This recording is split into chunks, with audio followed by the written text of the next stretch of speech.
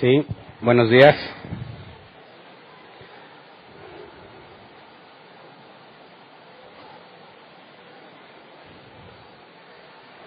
Qué bueno que muchos no se fueron de vacaciones para escudriñar juntos la Escritura, mientras otros hacen actividades mundanas como pasearse en la playa, broncearse, conocer nuevos lugares.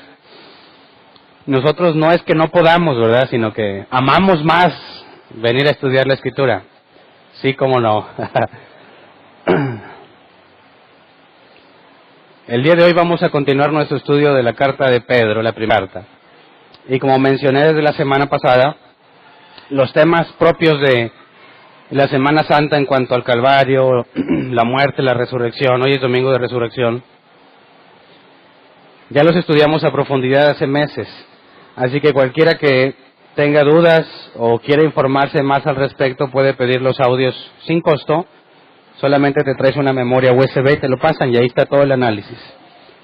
Así que, puesto que es relativamente reciente ese estudio, no nos enfocaremos ni nos enfocamos esta semana en analizarlo a detalle, sino que continuamos con la carta de Pedro. Hoy vamos a ver algo brevemente en cuanto a la resurrección, dentro del contexto de lo que Pedro nos dice, pero este tema es muy importante para todo creyente que pretenda buscar la verdad bíblica. Lastimosamente o lamentablemente también, muchos creyentes están en una búsqueda que no implica la verdad. Y es extraño. Pero veamos lo que dice Pedro en 1 Pedro 3:15. Dice, más bien, es nueva versión internacional, más bien honren en su corazón a Cristo como Señor. Estén siempre preparados para responder a todo el que les pida razón de la esperanza que hay en ustedes. El nombre del tema es siempre, estén siempre preparados. Obviamente es que es para responder, ¿verdad? Aquí el asunto es que este pasaje nos da muchísima información, sobre todo a la luz de lo que hemos analizado en los dos temas pasados. Este miércoles pasado analizamos el tema del versículo que dice que para esto fuimos llamados y comparamos lo que un cristiano podría responder a la pregunta de ¿para qué te llamó Dios? Algunos dicen que para sanar, otros que para prosperar, otros para una vida mejor, otros para que su familia sea restaurada, otros para lograr la vida eterna, etcétera, etcétera. Lo curioso es que ninguna de esas respuestas es la que dice Pedro. Pedro hablaba de ser llamados para permanecer firmes ante la presión, ante la persecución. Aún si padecías injustamente, tenías que permanecer firme, y Pedro dice que para eso fuimos llamados. Así que vimos un enorme contraste entre el evangelio de nuestros tiempos y el evangelio de Pedro. Y la Biblia dice claramente que si alguien trae un evangelio distinto al de los apóstoles, sea anatema. Así que tenemos que tener muchísimo cuidado de lo que nosotros predicamos como evangelio, como doctrina bíblica, porque el desviarse de lo que la Escritura enseña, según Pablo, eres un maldito de Dios, ¿verdad? Estás perdido. Todo el que no se conforma a la sana doctrina de nuestro Señor Jesucristo no tiene a Dios, también dijo eso Pablo. Entonces esto conlleva una responsabilidad implícita que hoy vamos a analizar, que Pedro pone sobre los hombros del creyente, de manera que nos deja sin excusa a la hora de entender este pasaje. Quisiera que antes de entrar en contexto nos enfocáramos en estudiar lo que este pasaje enseña, para de ahí irnos al contexto, a ver si el contexto es más claro. Porque esto lo menciona poquito después de hablar del sometimiento de la esposa al esposo. Dice que esposas deben someterse a sus maridos. Poco después habla sobre vivir en armonía, vivir en paz, y luego nos dice esto. Así que para poder estudiar bien y comprender el enfoque que Pedro le da al hecho de que la esposa debe ser sometida al esposo, y poder aclarar de antemano que no está hablando de machismo, tendríamos que analizar lo que este pasaje demanda para entender en el contexto por qué menciona o por qué trae al tema la idea de que la esposa debe ser sumisa a su esposo. Entonces leamos ese mismo pasaje, 1 Pedro 3:15 en la Reina Valera 60, para de ahí desglosar el original, porque la Reina Valera 60 lo traduce tal cual. Dice, sino santificad a Dios el Señor en vuestros corazones, y estad siempre preparados para presentar defensa, con mansedumbre y reverencia ante todo el que os demande razón de la esperanza que hay en vosotros. Yo quiero enfocarme en dos frases. Dice, estad siempre preparados para presentar defensa, y el que os demande razón de la esperanza que hay en vosotros. Ahorita más adelante nos enfocamos en lo de mansedumbre y reverencia. Pero en cuanto a lo primero, estar siempre preparados para presentar defensa, la palabra preparados es muy importante e interesante aquí. Es el griego getoimos, que se traduce como estar listo o preparado, según la concordancia Strong. El diccionario Jeffs lo traduce así, estar listo porque estás preparado. Estar listo porque las preparaciones necesarias han sido hechas. Entonces yo me acuerdo mucho de cuando papá hacía cosas en la casa, que taladraba, ponía cortinas. Yo decía que quería ayudar, obviamente yo tenía una edad muy corta todavía, ni siquiera podría agarrar el taladro para trabajar con él. Pero yo decía, yo estaba listo, estoy listo, yo quiero ayudarte, aquí estoy listo, dime qué hago. Papá no hallaba qué ponerme a hacer, pásame el tornillo que se me cayó, pásame un taquete, ¿qué es taquete? Pues las de estas maderitas, en aquel entonces no había de plástico. Estos tubitos de madera, ok, se los pasas. Pero por más que estuviera listo, realmente en el sentido de la palabra griega, no estaba listo. Así que hay una diferencia entre estar listo para algo, en el sentido de que estás esperando que te digan qué hacer, no tienes otra ocupación, y lo que aquí se refiere con estar listo, porque estar listo no es nada más la disposición, no es nada más tener el tiempo y las ganas, sino implica una preparación previa. Así que vamos a una aplicación de esta palabra en Mateo 22:8. Mateo 22:8. Dice, luego dijo a sus siervos, el banquete de bodas está preparado, pero los que invité no merecían venir. Y aquí la palabra preparado es esta misma que se traduce como listo, o estar siempre listos, estar siempre preparados. Así que un banquete está preparado. ¿Cuándo dices que el banquete ya está preparado? Ya hiciste todo, ¿verdad?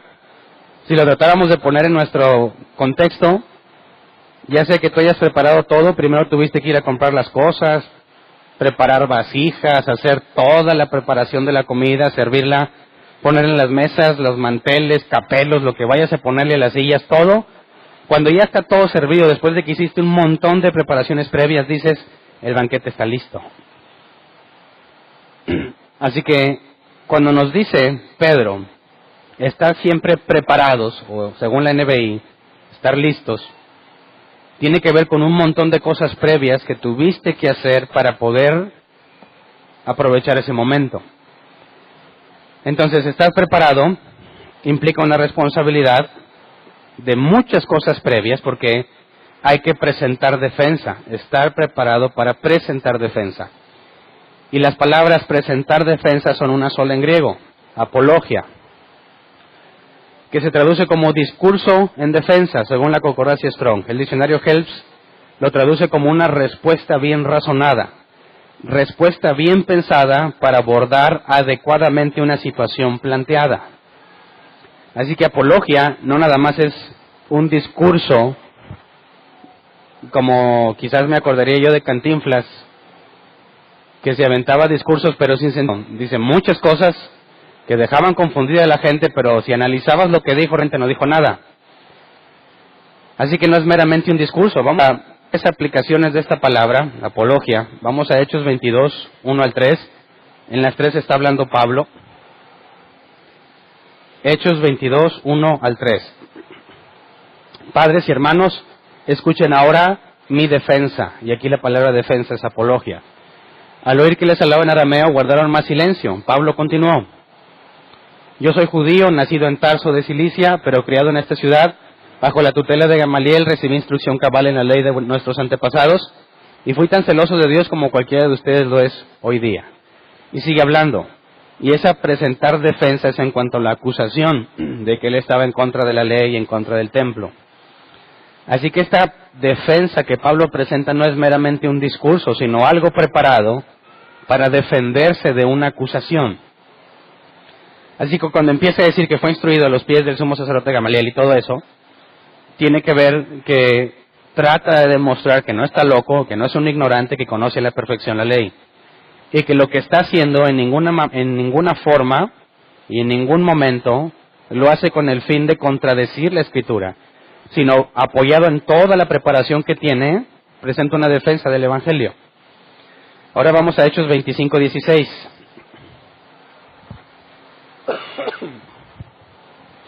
Aquí nos habla más de un proceso legal. Le respondí que no es costumbre de los romanos entregar a ninguna persona sin antes concederle al acusado un careo con sus acusadores y darle la oportunidad de defenderse de los cargos. Y aquí la palabra defenderse es apología. Pablo fue azotado, ni siquiera le preguntaron por qué, no lo juzgaron. Después les dice esto, ¿verdad? Soy ciudadano romano y no me diste chance. Los que lo presionaron se ponen muy nerviosos porque era muy grave tratar mal a un ciudadano romano, no darle sus derechos. Así que Pablo hace ahí uso de la palabra de presentar defensa en un sentido legal, dar la oportunidad de hablar para defenderte. Y por último, vamos a 1 de Corintios 9, 3 al 5, donde está fuera de un proceso legal propiamente, pero aún así tiene que hablar con defensa o defenderte de lo que te acusan. Dice, esta es mi defensa contra los que me critican, y aquí también está hablando Pablo. ¿Acaso no tenemos derecho a comer y a beber? ¿No tenemos derecho a viajar acompañados por una esposa creyente, como hacen los demás apóstoles y Cefas y los hermanos del Señor? Así que ante las críticas, Pablo presenta su apología, una serie de palabras congruentes, razonadas, para defenderse de una acusación, en este caso de una crítica. Entonces, cuando nos habla Pedro de estar preparados para presentar defensa, ¿de qué situaciones nos habla? Si te fijas, para presentar defensa requieres una preparación previa, hacer una serie de cosas para poder estar listo y presentar defensa. Así que no es algo que te va a brotar en el instante. No es algo que de repente va a fluir. Cuando nos dice la siguiente frase, ante todo el que os demande razón de la esperanza que hay en vosotros, la palabra demande es el griego aiteo, que se traduce como preguntar, pedir o demandar.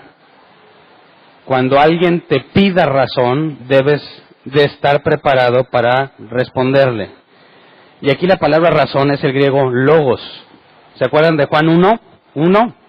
En el principio era el verbo, dice la Reina Valera 60, en griego es el logos, en el principio era el logos. Aquí nos dice que a todo el que nos demande logos, así que ¿qué es el logos? Algunos lo traducen como palabra, pero se queda corto, una palabra no es logos. Logos, según la concordancia Strong, la traduce como palabra o discurso. El diccionario Helf lo traduce como la expresión de un pensamiento en palabras. Razonamiento expresado en palabras. Es decir, lo que piensas, para que otro lo pueda saber, necesitas elegir una serie de palabras para que te entienda. Así que esa serie de palabras o discurso que utilizas para expresar lo que piensas es logos. ¿Qué es Jesús entonces?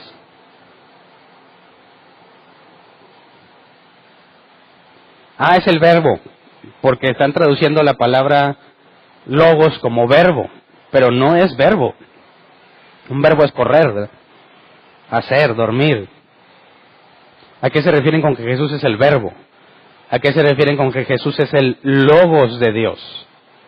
Jesús dijo, ¿quién me ha visto a mí? Ha visto al Padre.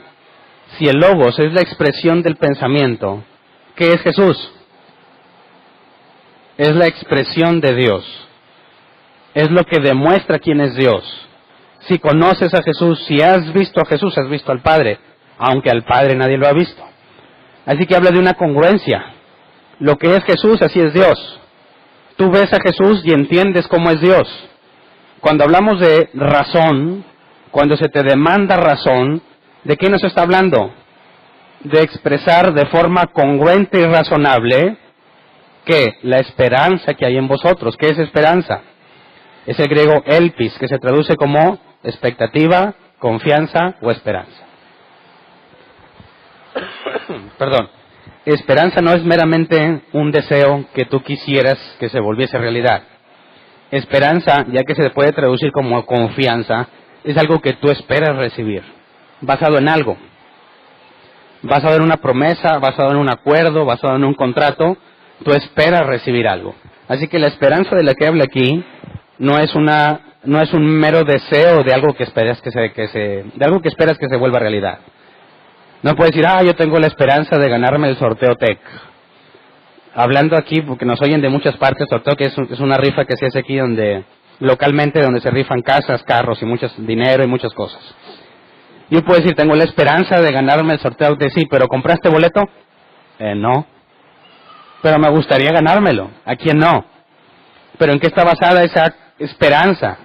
No tienes nada.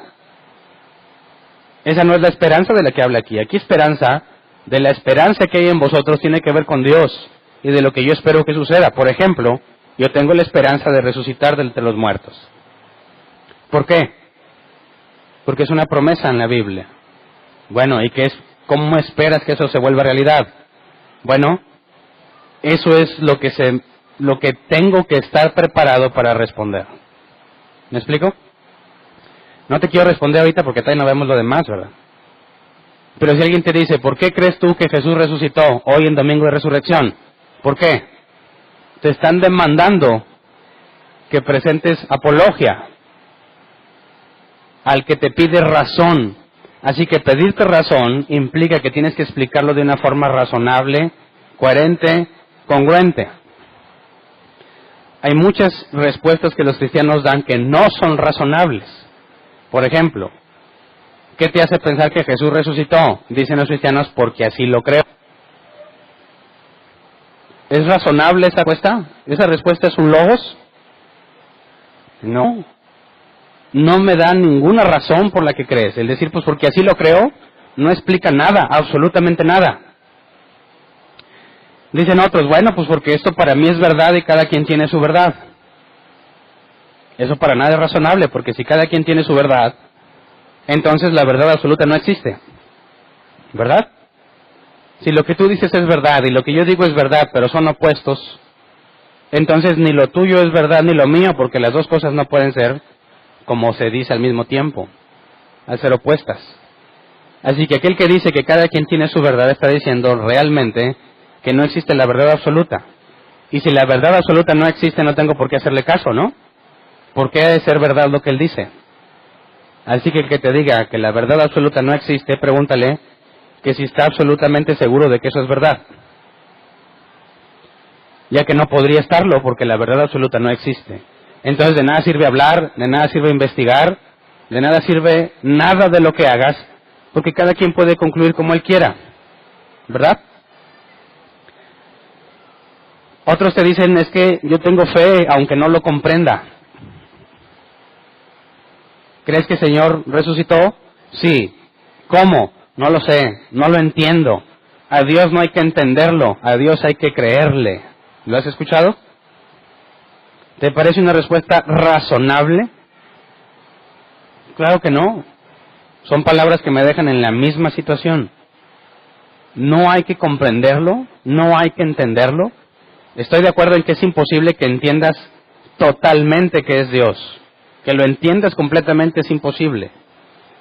Pero la Biblia dice en Jeremías 9 que si alguien se ha de gloriar, gloríese en conocerme y en entenderme.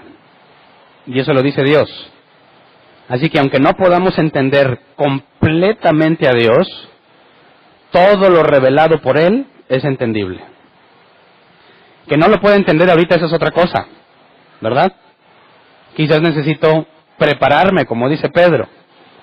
Así que para poder dar una respuesta razonable de lo que yo espero en Dios, necesito estar preparado, pero para estar preparado hay cosas que tengo que hacer antes.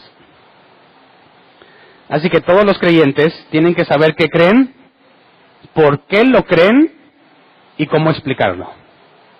¿Verdad? ¿Crees en la Trinidad? ¿Sí o no? La gran mayoría de los cristianos te van a decir sí. ¿Por qué hay una Trinidad? Y ahí empiezan ya a batallar. Pues así me enseñaron, fíjate. Yo lo creo. Yo tengo fe en que así es. Eso no es una respuesta razonable. No, es que sí hay una Trinidad. Bueno, explícame cómo. No, pues es que es como un huevo, ¿no? Tienes la cáscara, la clara y la yema. Bueno, eso es un pésimo ejemplo porque tú los puedes separar, ¿verdad? Y la Trinidad es indivisible. El sol, ahí está, da brillo y calor. Ok, sí, pero aún sigue siendo separable. Puedes obtener brillo y puedes obtener calor de otra cosa que no sea el sol.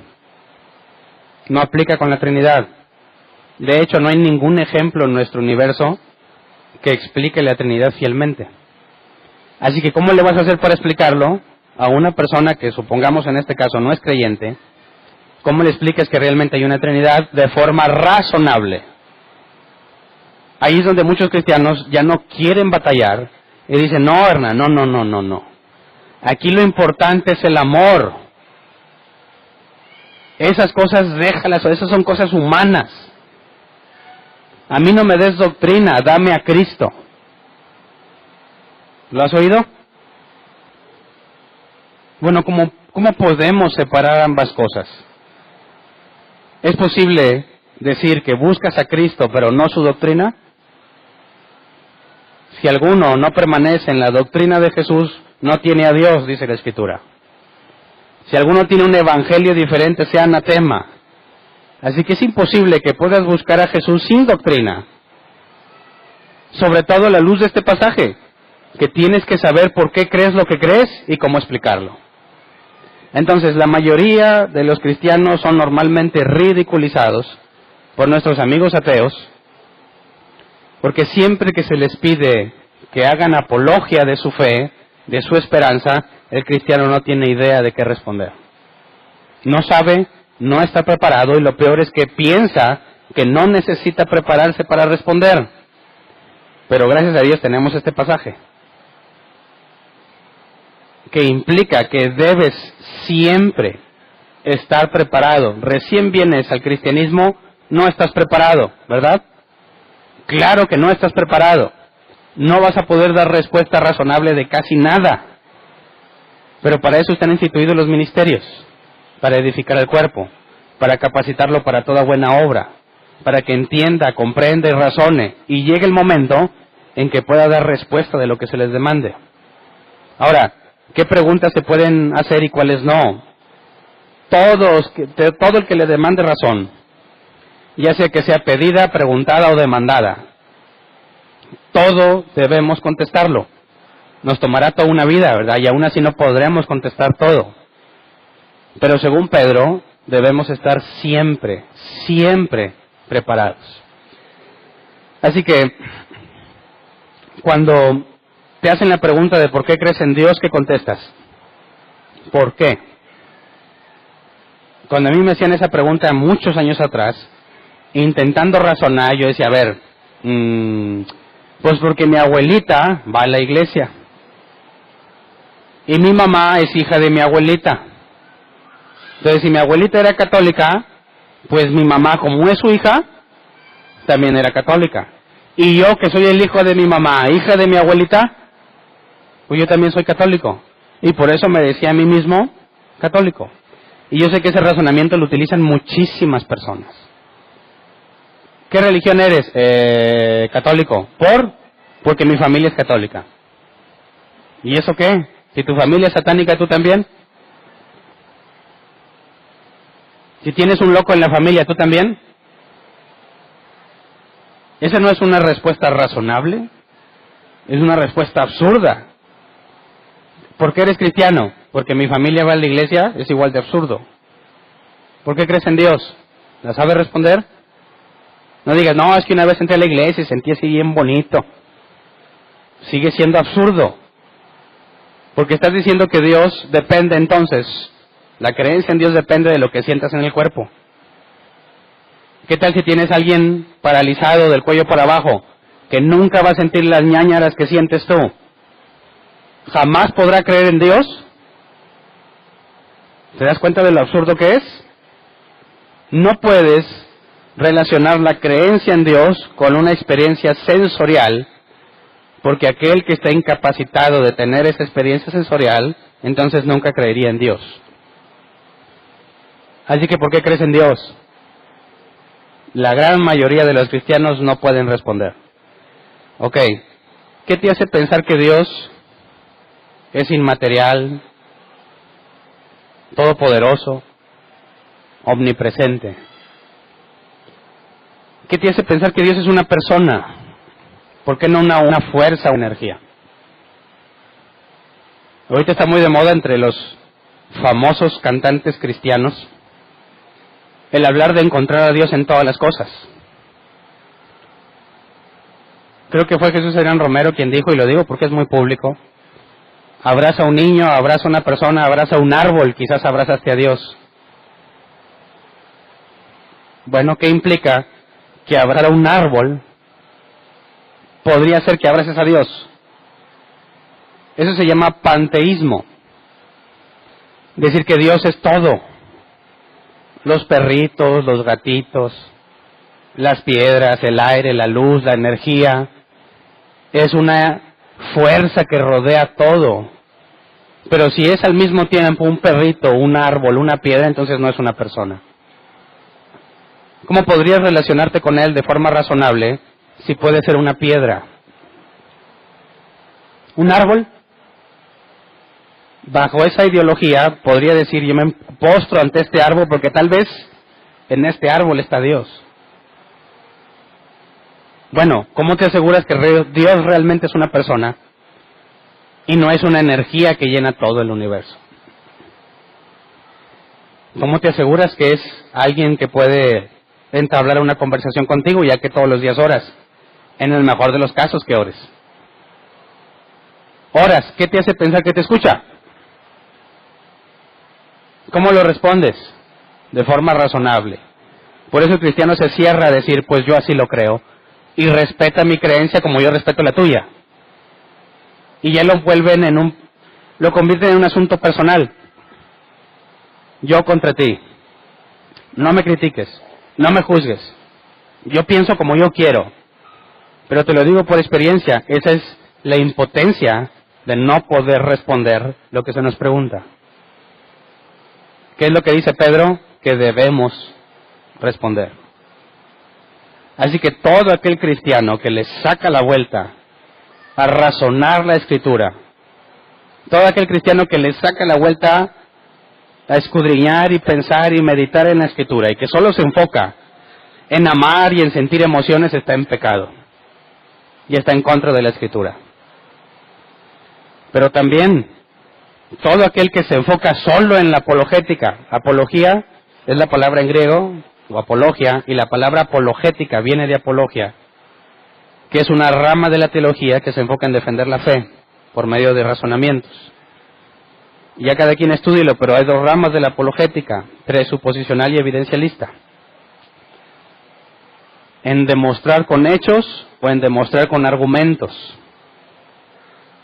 Al final veremos algunos ejemplos para darle respuesta a estas preguntas que les hice. ¿Por qué crees en Dios? ¿Qué te hace pensar que Dios es todopoderoso, inmaterial? ¿Qué te hace pensar que es omnipresente? ¿Qué te hace pensar que es una persona? Al final veremos unas respuestas. Pero aquel que se enfoca solamente en saber, también está dejando fuera una parte de este pasaje. Regresémonos a versículo 15, por favor, ahí, 1 de Pedro 3:15. Dice, más bien, honren en su corazón a Cristo como Señor.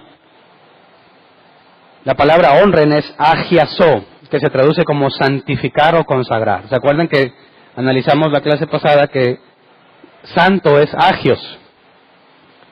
Y no tiene que ver con perfección, sino con ser puesto aparte. ser diferente de. Y vimos que la Biblia enseña que fuimos elegidos antes de la fundación del mundo. Y según Apocalipsis hay unos que están escritos en el libro de la vida antes de la fundación del mundo. Así que Dios, a los que Él ha elegido, los ha santificado antes de la creación, porque los puso aparte, en una lista especial. Entonces, ser santo implica con ser puesto aparte para Dios. Tiene implicaciones. Si yo soy distinto del mundo, entonces no me puedo comportar como el mundo. Si yo fui apartado por Dios, debe de haber evidencia que certifica que fui apartado.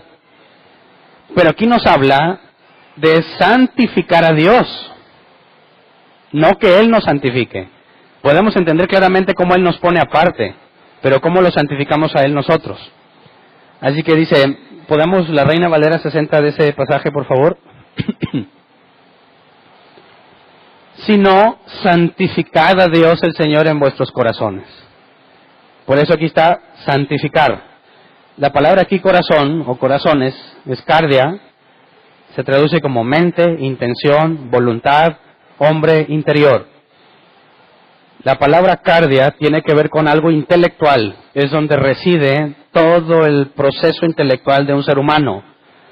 Sus decisiones, sus acciones, sus pensamientos, pero las emociones no. Según el contexto histórico de cuando se escribió, para ellos el centro emocional eran las entrañas. En las entrañas está lo que sientes. En el corazón está lo que piensas. Así que, si te fijas, tenemos dos clases de cristianos normalmente. El que usa la panza, el que siente, y el que piensa nada más. El que siente tiene argumentos para decir que no es necesario pensar. Y el que piensa tiene argumentos para decir que no es necesario sentir. ¿Verdad? Pero en este caso, a Cristo debemos santificarlo en lo intelectual o en lo emocional. En lo intelectual. Es imposible santificarlo en lo emocional según este pasaje. No te está hablando de que sientas algo. No tiene nada que ver con sentir a Dios. Tiene que ver con un proceso intelectual. ¿Cómo santificas a Dios? Con tu cardia, con tu mente. Bueno, aquí dice que santificar a Dios el Señor. La palabra Señor es kurios, el griego. Se traduce como amo o Señor. Nosotros le decimos a cualquier persona Señor, ¿verdad? Señor, ¿me puede decir la hora? Y cuando decimos Jesús es el Señor, como que suena irrelevante, ¿verdad? ¿Qué tiene que ver que Jesús sea el Señor? Hay muchos señores. Por eso en griego la palabra kurios, el diccionario Jeff lo traduce así: persona que ejerce derechos de propiedad absolutos. Si tú eres un esclavo, tú tienes un kurios, que es tu amo, a quien le perteneces porque te compró o porque naciste de uno de sus esclavos comprados. Hablar de Jesús como Señor, en el contexto griego, tiene que ver con el amo de todo. Y si Él es el amo de todo, por eso Pablo se identificaba como doulos, siervo, aquel que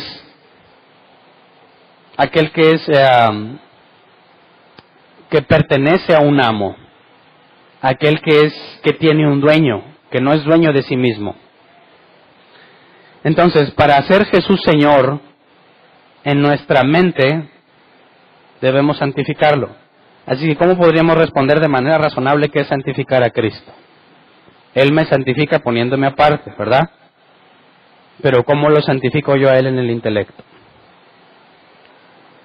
Para empezar, quisiera que viéramos qué es lo que Pedro pide cuando nos dice que hagamos a Jesucristo Señor. Para eso necesitamos contexto histórico.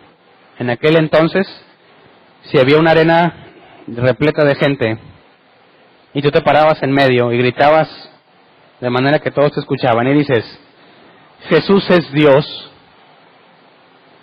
esa frase, Jesús es Dios, no tendría ninguna consecuencia con ninguno de los que te oyen.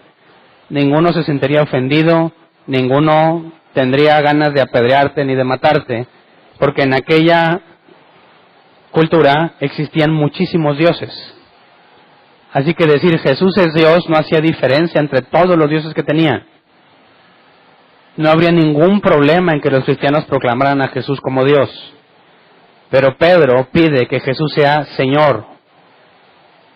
Si tú te pararas en esa misma arena y gritas, Jesús es Señor, y no hay otro, entonces, empezando por los gobernadores, los soldados, todo aquel que sea favorable al imperio romano, te acusaría de traición, porque en aquel contexto solo el César o el emperador era Señor. Si alguien proclamaba que había otro Señor, era juzgado por traidor.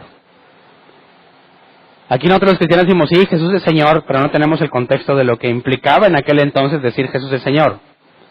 Porque si los cristianos estaban siendo perseguidos en la época de Nerón, como ya lo vimos, y alguien decía Jesús es Señor, ¿qué está diciendo?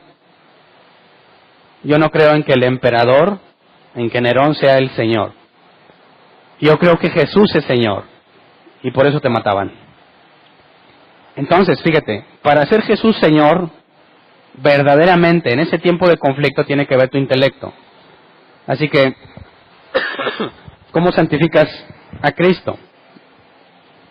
Si la palabra santo tiene que ver con ser puesto aparte, santificar a Cristo tiene que ver con la misma palabra y es poner aparte a Jesús en tu entendimiento, en tu intelecto. ¿Cómo pones o cómo haces una diferencia entre Jesús y todo lo demás? ¿Cómo hizo Dios una diferencia contigo? Te eligió, te amó, te protege y te sostendrá hasta el día que cumpla su voluntad en ti. ¿Cómo haces tú lo mismo para con Jesús? Intelectualmente hablando. Implica de que en tu intelecto Jesús tiene un lugar especial. Tiene un lugar reservado, como ningún otro lo tiene. Recordemos lo que dice 1 Pedro 1:13, en la Reina Valera 60, lo leímos el domingo pasado. Por tanto, ceñid los lomos de vuestro entendimiento, ¿se acuerdan? Prepararte para un proceso intelectual. Eso implica que entre todas las cosas que tienes que hacer en tu vida, ¿qué se requiere para que Jesús sea el centro de tu intelecto? Tienes muchas cosas que pensar en tu trabajo, en tu familia, según tu situación civil, estés casado, tengas novio, lo que sea. En todo tienes que estar ocupando tu mente. Pero santificar a Jesús en tu mente, ¿qué implica? Darle un lugar especial. Tiene que ser lo más importante en tu vida. Porque según el contexto histórico y cultural de aquel entonces, el cardia es lo que te lleva a hacer las cosas. Tú te comportas según piensas. Haces las cosas que tú crees que son correctas. Por eso hablábamos de que no puedes ser santo si ignoras de las Escrituras. No puedes ser santo como Dios es santo si ignoras las Escrituras. Así que en el cardia está todo lo que tú sabes, lo que piensas, lo que crees que es verdadero, lo que crees que es correcto, y en base a eso te comportas. Así que santificar a Cristo no es nada más un proceso que tiene que ver con lo intelectual, sino que necesariamente termina en tus acciones. Entonces, santificar a Cristo en tu mente es lo primero que se tiene que hacer para que haya un cambio. Eres transformado de adentro hacia afuera. Si alguien pretende ser cristiano sin comprender lo que la Biblia pide del cristiano, se convierte en un hipócrita. Porque va a estar ansiando ir a hacer las cosas que hacía antes, pero se va a estar aguantando de no hacerlas porque es cristiano. Y lo que la Biblia demanda es que el cambio sea interno y que como consecuencia se ve en lo externo.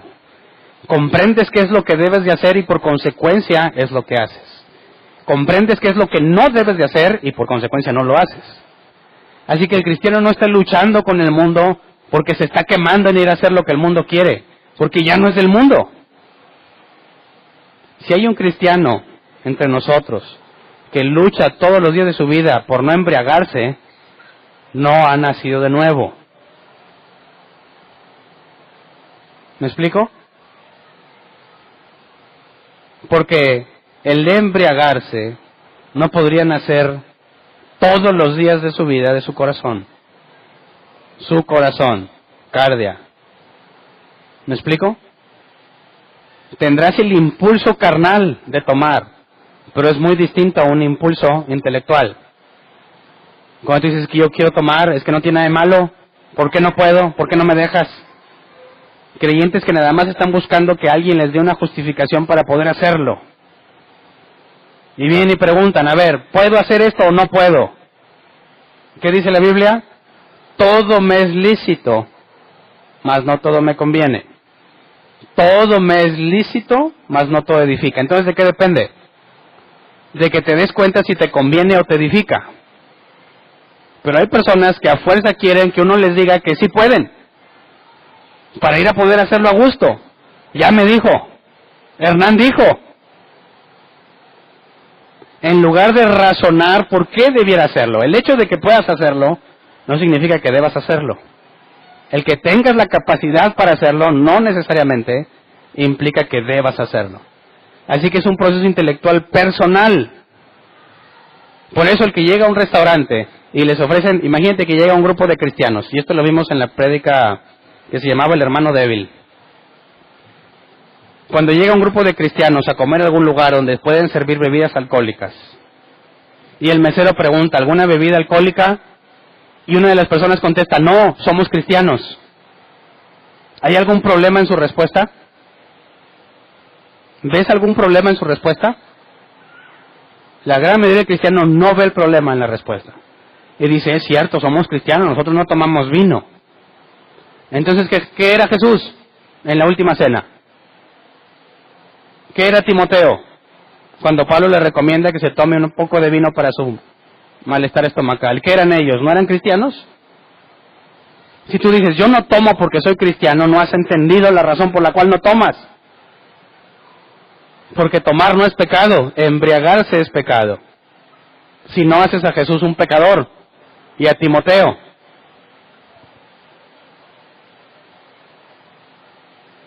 El que es débil en la fe va a decir, yo no tomo porque soy cristiano. Yo no bailo porque soy cristiano. Dame una base bíblica para decir que bailar es pecado. A ver, Hernán, ¿de qué estamos hablando? ¿Perreo? ¿Reggaetón? ¿Bachatas? ¿Baladas? ¿De qué me hablas? Vamos entrando en materia, ¿verdad?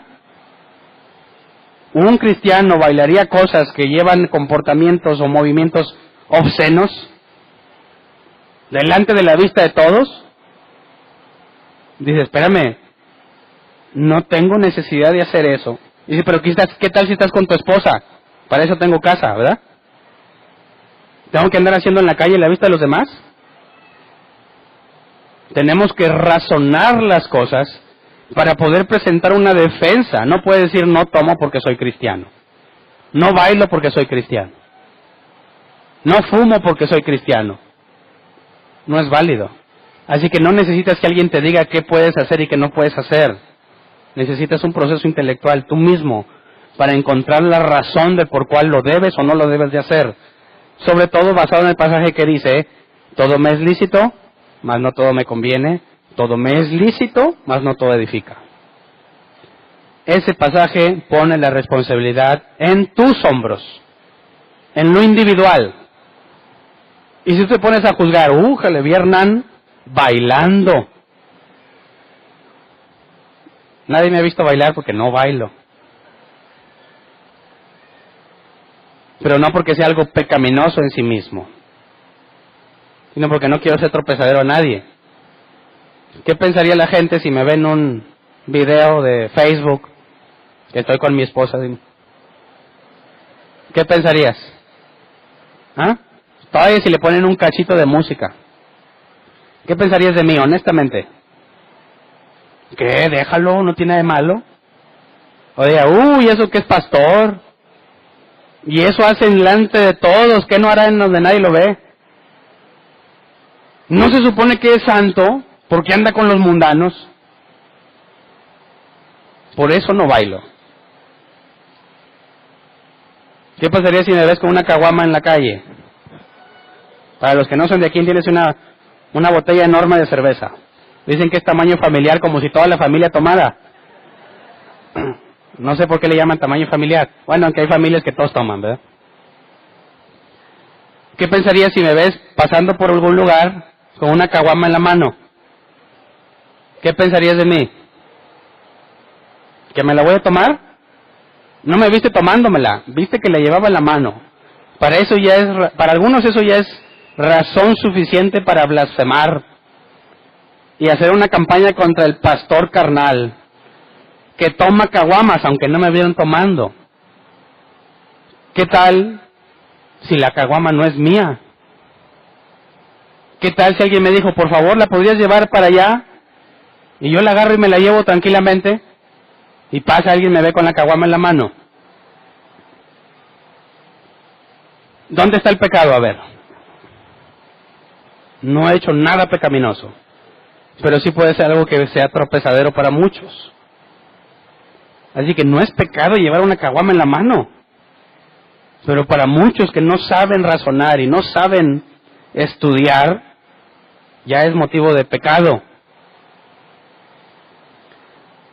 ¿Te das cuenta cómo el presentar defensa implica un proceso personal, donde estudias y razonas por qué haces lo que haces, para que cuando alguien te pregunte le puedas decir, por eso no tomo? Si alguien viene de los no creyentes, Hernán, ¿es pecado bailar? ¿Qué le debo contestar? Depende de qué bailes y con quién, ¿verdad? ¿O todo baile es pecado? Si me dices que sí, tienes un serio problema. ¿Qué hicieron todos cuando el mar se llevó al ejército de Faraón? Danzaron. Bola de pecadores todos. No. Hernán, una cosa es danzar, otra cosa es bailar. Bueno, defíneme qué es cada cual.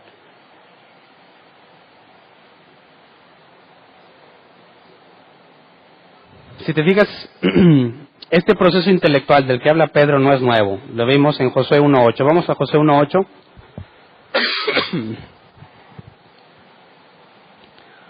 Josué 1.8.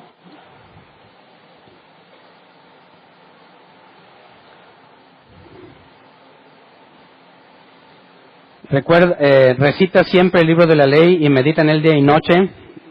Cumple con cuidado todo lo que en él está escrito. Así prosperarás y tendrás éxito.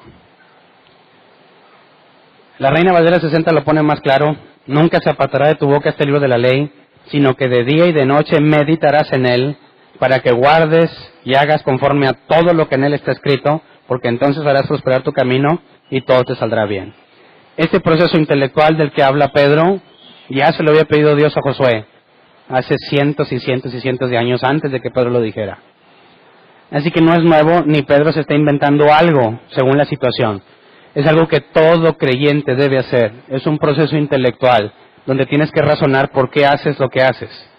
¿Qué crees? ¿Por qué lo crees? ¿Y cómo lo explicas? ¿Qué crees? ¿Por qué lo crees? ¿Y cómo lo explicas? Si no puedes hacer esas tres cosas, estás fallando en lo que un cristiano debe hacer. Y como la palabra pecado se traduce del griego hamartia, errar al blanco, pecado es errar al blanco. Tiras una flecha, quieres darle en el centro. Si fallas, eso es pecado, errar al blanco. Así que todo cristiano que esté genuinamente preocupado por ser un verdadero cristiano y no escudriña la Escritura, no la medita, no la razona, no sabe responder, está en pecado.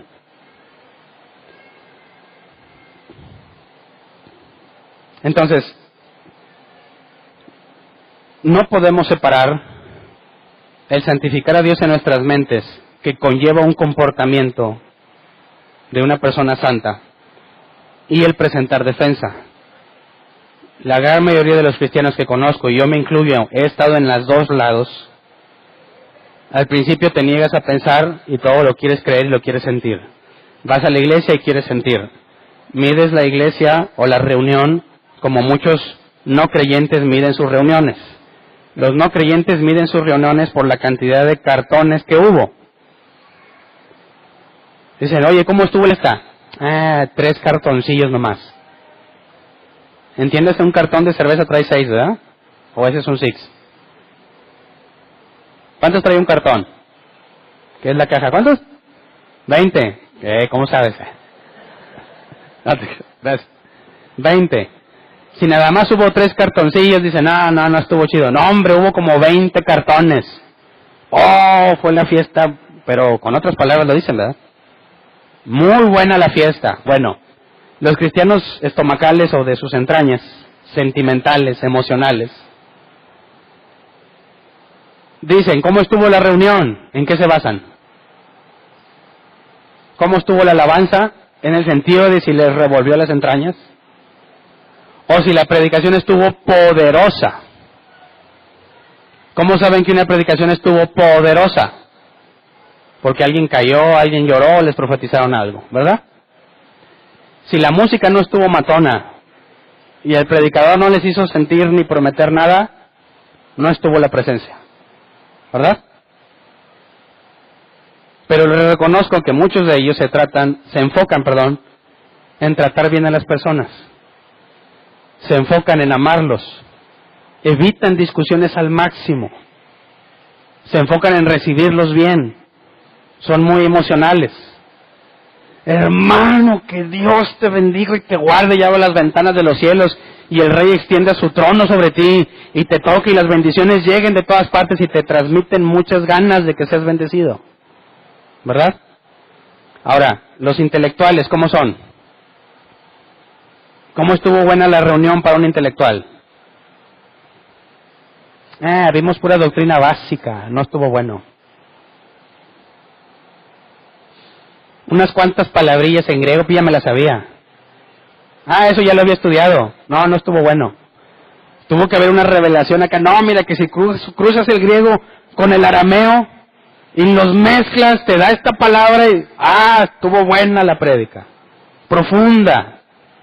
Pero cuando llega alguien ni lo pelan ni lo saludan. ¿Verdad? No transmite ninguna emoción, ningún sentimiento, nada. Está la alabanza, ¿y qué hacen en la alabanza? Algunos ni cantan. Porque todo lo que hacen es intelectual. Te fijas, los dos extremos están en pecado. Los dos. En las redes sociales te encuentras a mucho intelectualoide. Persona que quiere demostrar lo mucho que sabe. Y a lo mejor te apantallan cuando no los conoces. Cuando los conoces y ven los que escribes, dices, ojalá vivieras todo lo que dices. ¿Verdad? De nada te sirve saber mucho si no haces. Y de nada te sirve hacer mucho si no sabes. Pedro nos pone las dos cosas juntas. Santificas a Dios en tu mente como Señor. Y entendiendo el contexto de lo que esa palabra representaba para ellos, implica que todas tus acciones vienen de lo que pensaste, razonaste y decidiste hacer. Así que conlleva una correcta actitud, un correcto comportamiento. Y te preparaste, estás listo para presentar defensa cuando te la pidan. Las dos cosas son inseparables. Si nada más haces una, vas a traer a cierto grupo de personas que son meramente emocionales. Y el día que no sientan, se van a ir. Si eres solamente intelectual, vas a traer a puros intelectuales. El día que sientan que ya no aprendan nada, se van a ir. La Biblia te pide que seas ambos. Las dos cosas. Amo, me comporto de manera congruente, muestro interés en las personas y también sé. También te puedo explicar lo que creo, por qué lo creo. También te puedo dar razón de lo que he concluido bíblicamente. Ese es el cristiano ideal, el que se esfuerza en ambos lados. Si alguien te está preguntando o estás debatiendo, como sucede mucho en las redes sociales, ¿a quién le crees? ¿El que solamente sabe, ni se congrega? ¿Se comporta como un ermitaño? ¿Casi no tiene amigos? ¿Pero sabe mucho? ¿O a otro que también sabe, pero su vida refleja un interés especial por las personas? Es paciente, está rodeado de amigos, lo reconocen como una persona buena. A la hora de un conflicto intelectual, ¿quién crees que tenga la razón? ¿Quién te inspira más confianza? ¿Quién estaría más cercano a Dios? ¿El intelectual que vive solo y es ermitaño? ¿U otro intelectual que además de ser intelectual tiene una vida cristiana que demuestra que lo que sabe es verdadero? Esa es la apelación de Pedro. Eso es lo que Pedro dice que se debe de hacer cuando hay persecución. Esto es lo que implica estar preparados. Leamos el versículo 16. Primera de Pedro 3:16.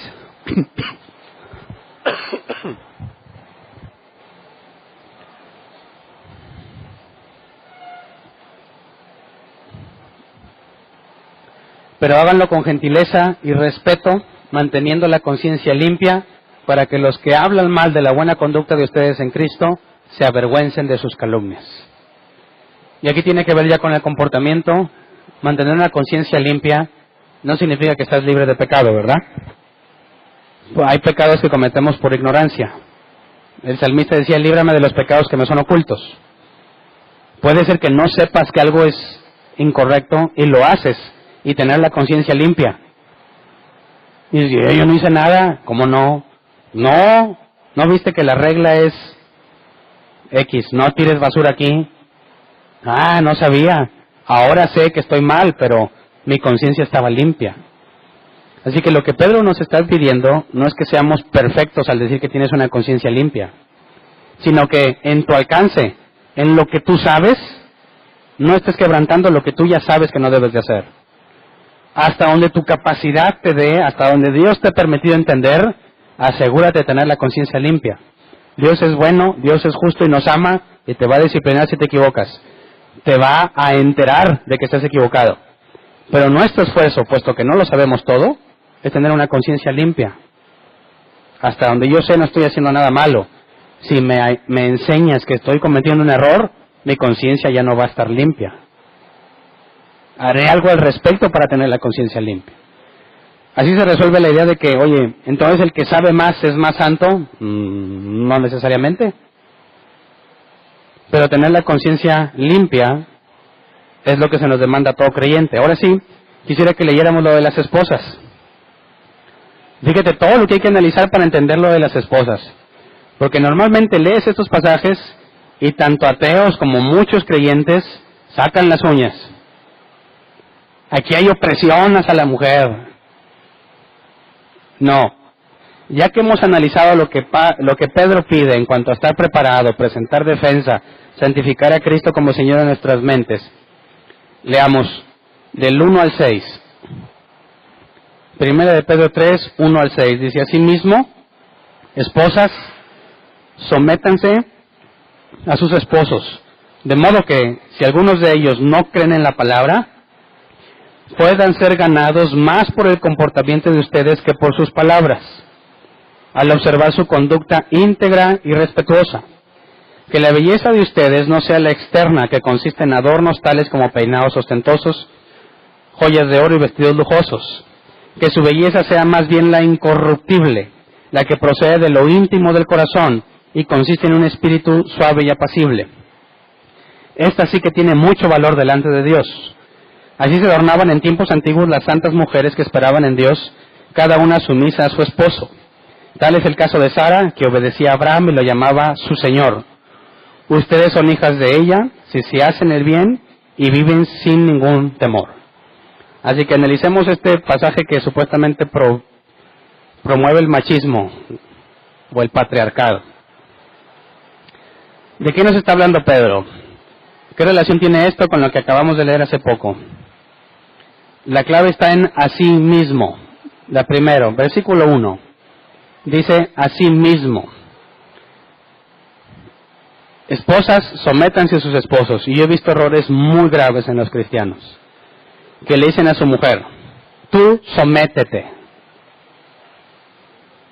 Yo conozco mujeres muy astutas y muy inteligentes, que cuando su esposo tiene una idea y su esposa tiene una mejor, ¿qué hace el esposo que es un cristiano de veras?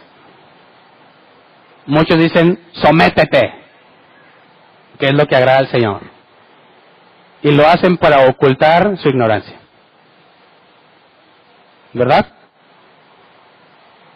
Porque su esposa acaba de tener una idea mucho mejor, o tiene un razonamiento mucho mejor al tuyo, pero muchos hombres creen que si alguien tiene una idea mejor que ellos, entonces ellos son inferiores. Y dicen, ¿cómo le voy a hacer para que esta mujer se me someta si se sabe más lista que yo? Así que te lo digo porque yo lo vi, muchos cristianos con ministerio se buscan a la más tonta que puedan, para que nunca haya un problema de sumisión.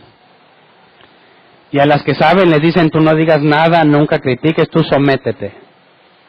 Es un grave error, gravísimo error.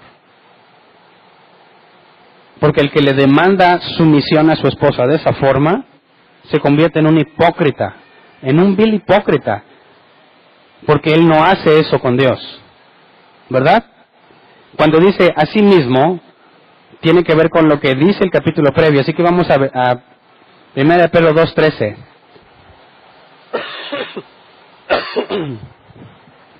Primera de Pedro 2:13. Sométanse por causa del Señor a toda autoridad humana, ya sea el rey como suprema autoridad, etcétera, etcétera. ¿A quién le está hablando aquí? A todos los cristianos. ¿Y qué les pide? Que se sometan. ¿Nada más las esposas se someten? No. Todos los cristianos se someten por causa del Señor a toda autoridad humana. Luego, versículo 18. Criados, sométanse con todo respeto a sus amos, no solo a los buenos y comprensivos, sino también a los insoportables. Todos aquellos, hombres o mujeres, que fuesen esclavos, tenían que someterse. Versículo 21. Para esto fueron llamados, porque Cristo sufrió por ustedes, dándoles ejemplo para que sigan sus pasos. ¿Quién nos da el ejemplo de cómo someternos? Jesús. ¿A quién se sometió Jesús? Al Padre. Padre, si es posible que pase de mí esta copa, mas no se haga mi voluntad, sino la tuya. Así que, según Pablo, el Padre es cabeza de Cristo. Cristo es cabeza del hombre. El hombre casado es cabeza de su mujer. Pero tanto hombres como mujeres, casados o no, están sometidos a Dios. Así que el hombre es sumiso a la autoridad humana, a Cristo y al Padre. Todo hombre casado que demande sumisión a su esposa, así tú sométete porque Dios dice, más vale que él haga exactamente lo mismo, y sería un hombre perfectamente obediente si se somete así como él demanda sumisión. Por eso les llamo hipócritas, porque pecan, porque hacen cosas que están en clara rebelión contra quien deberían estar sumisos. A la hora de demandar sumisión de sus mujeres, no seas un hipócrita. ¿Cuándo Dios te anda obligando a hacer las cosas? ¿Cuándo? ¿Cuándo te has dicho, te callas y lo haces y no me importa? ¿Cuándo? ¿Cuándo que estás a punto de pecar Dios ha dicho, no, no? ¿Cuándo? ¿Cómo demandas sumisión así de tu mujer? Solamente hipocresía. Porque si lo checamos en el contexto, ¿de qué nos está hablando Pedro? Regresémonos otra vez. 3:1. Asimismo, esposas, asimismo, como todos los cristianos se someten, asimismo, sométanse a sus esposos. Fíjate, la palabra griega para someterse es upotasso, que se traduce como situarse bajo la jerarquía. Someterse. El diccionario Hayes lo traduce como colocarse según la organización de Dios. ¿Por qué? Porque upotasso son dos palabras, upo y tasso. Upo es bajo de y tasso es organización, acuerdo o arreglo.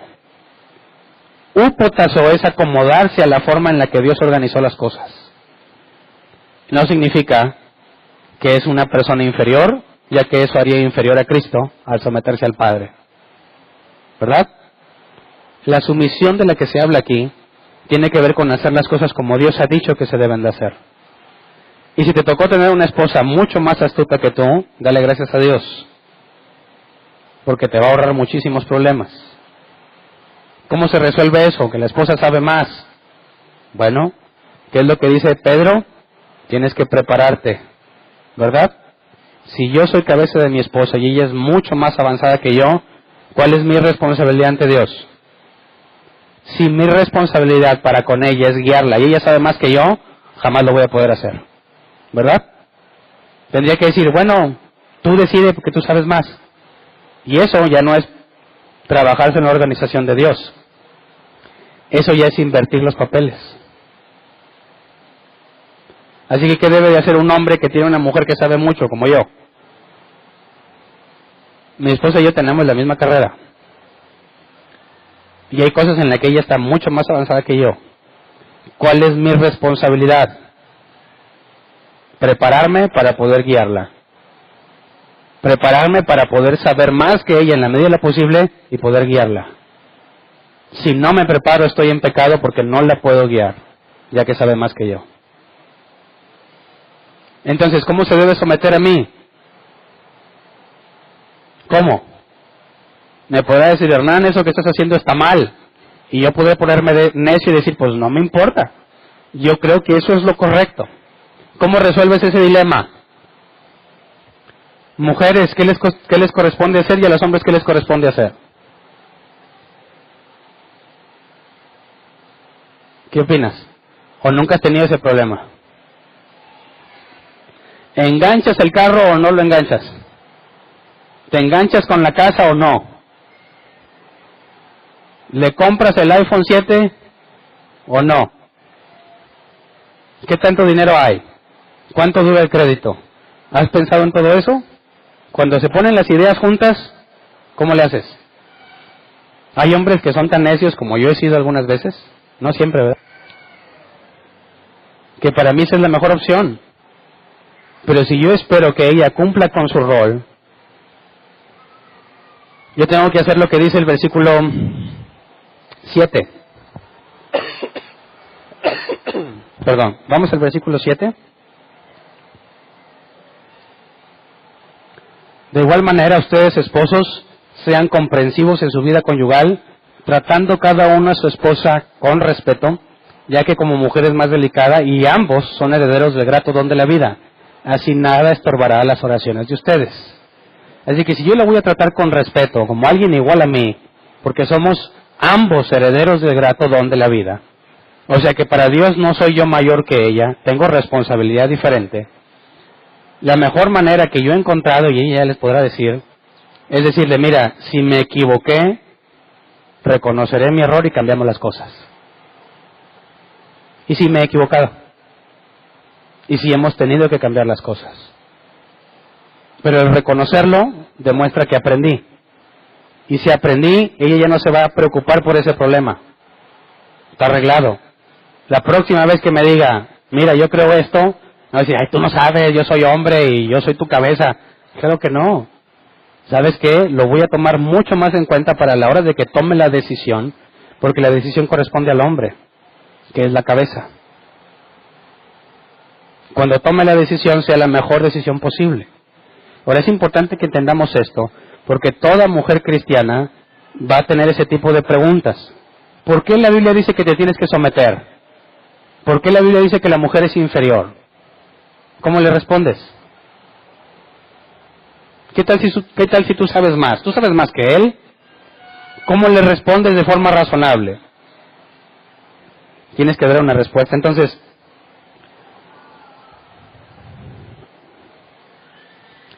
leamos del 8 al 14 para poder llegar al pasaje inicial y tratar de demostrar por qué creemos en Dios, por qué decimos que es todopoderoso y todo eso. Versículo 8 al 14. En fin, vivan en armonía los unos con los otros, compartan penas y alegrías, practiquen el amor fraternal, sean compasivos y humildes. No devuelvan mal por mal, ni insulto por insulto, más bien bendigan, porque para esto fueron llamados, para heredar una bendición. Si te fijas, no nada más para soportar, también para recibir bendición.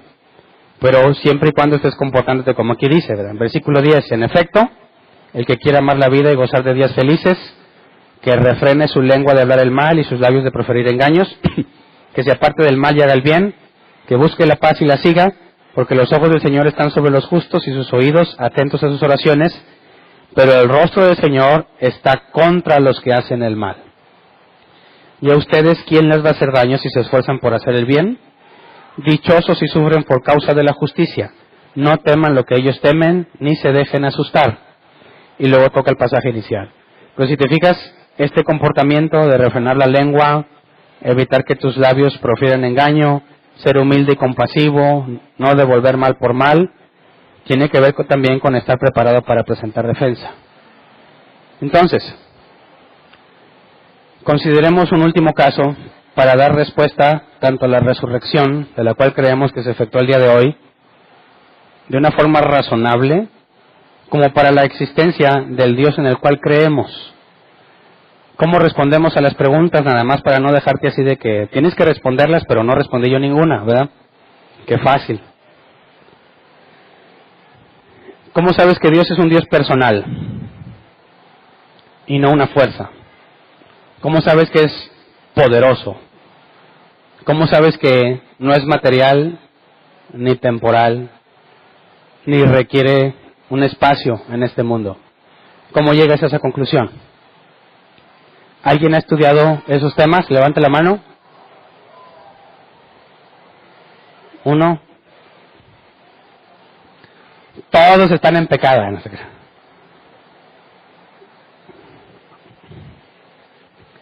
Hay una pregunta muy antigua que debemos analizar.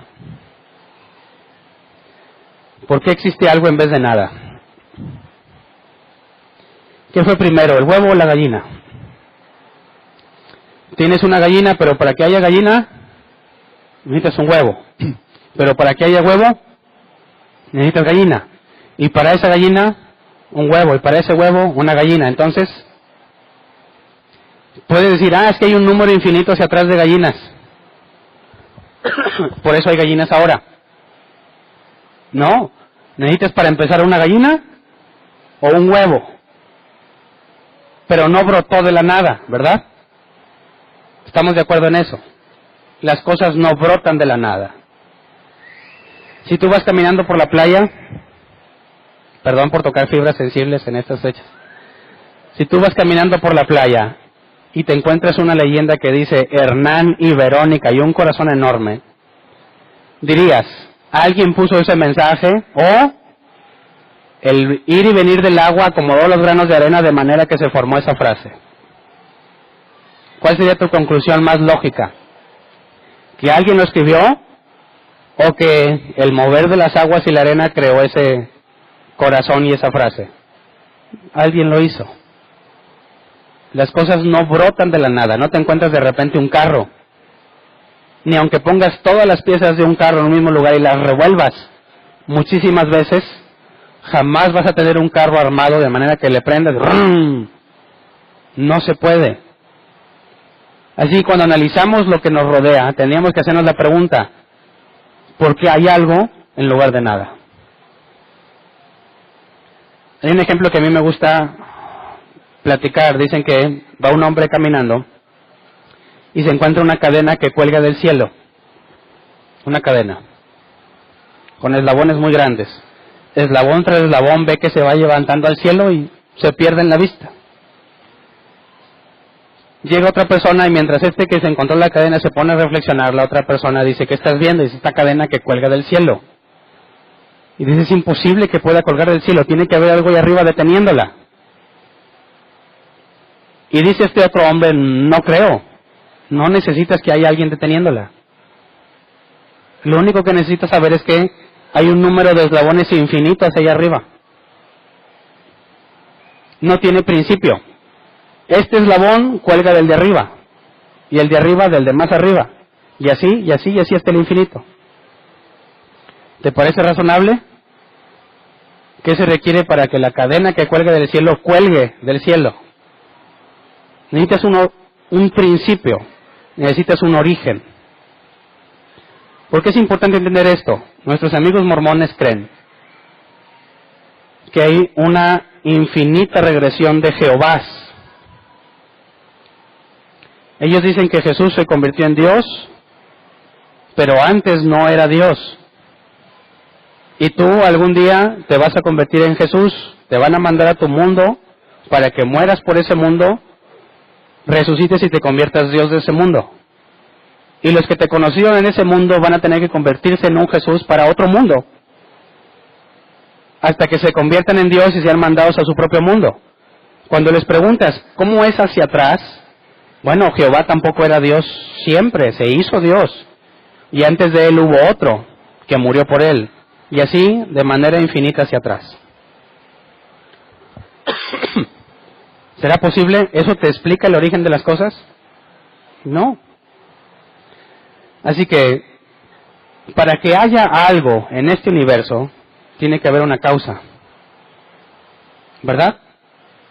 Y para resolver el dilema del huevo y la gallina, la Biblia lo resuelve muy simple, pero todavía no quiero llegar a eso. Tiene que haber primero un huevo o primero una gallina, pero tiene que haber algo al principio, no brotó de la nada. Así que se formula un argumento que se llama el argumento cosmológico Kalam. Lo pueden buscar y estudiarlo a profundidad. Son 3 premisas. Número 1, todo aquello que comienza a existir requiere una causa, ¿verdad? Todo aquello que comienza a existir requiere una causa.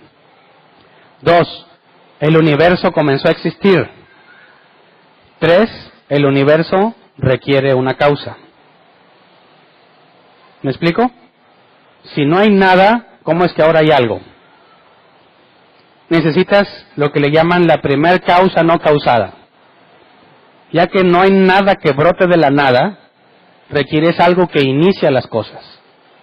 Así que si tú te encuentras de repente un pan tostado con mermelada en tu casa, ¿pensarás que es producto del azar? No, alguien lo preparó. El pan con mermelada no brota de la nada. Así que todo lo que existe, todo lo que comienza a existir, requiere una causa.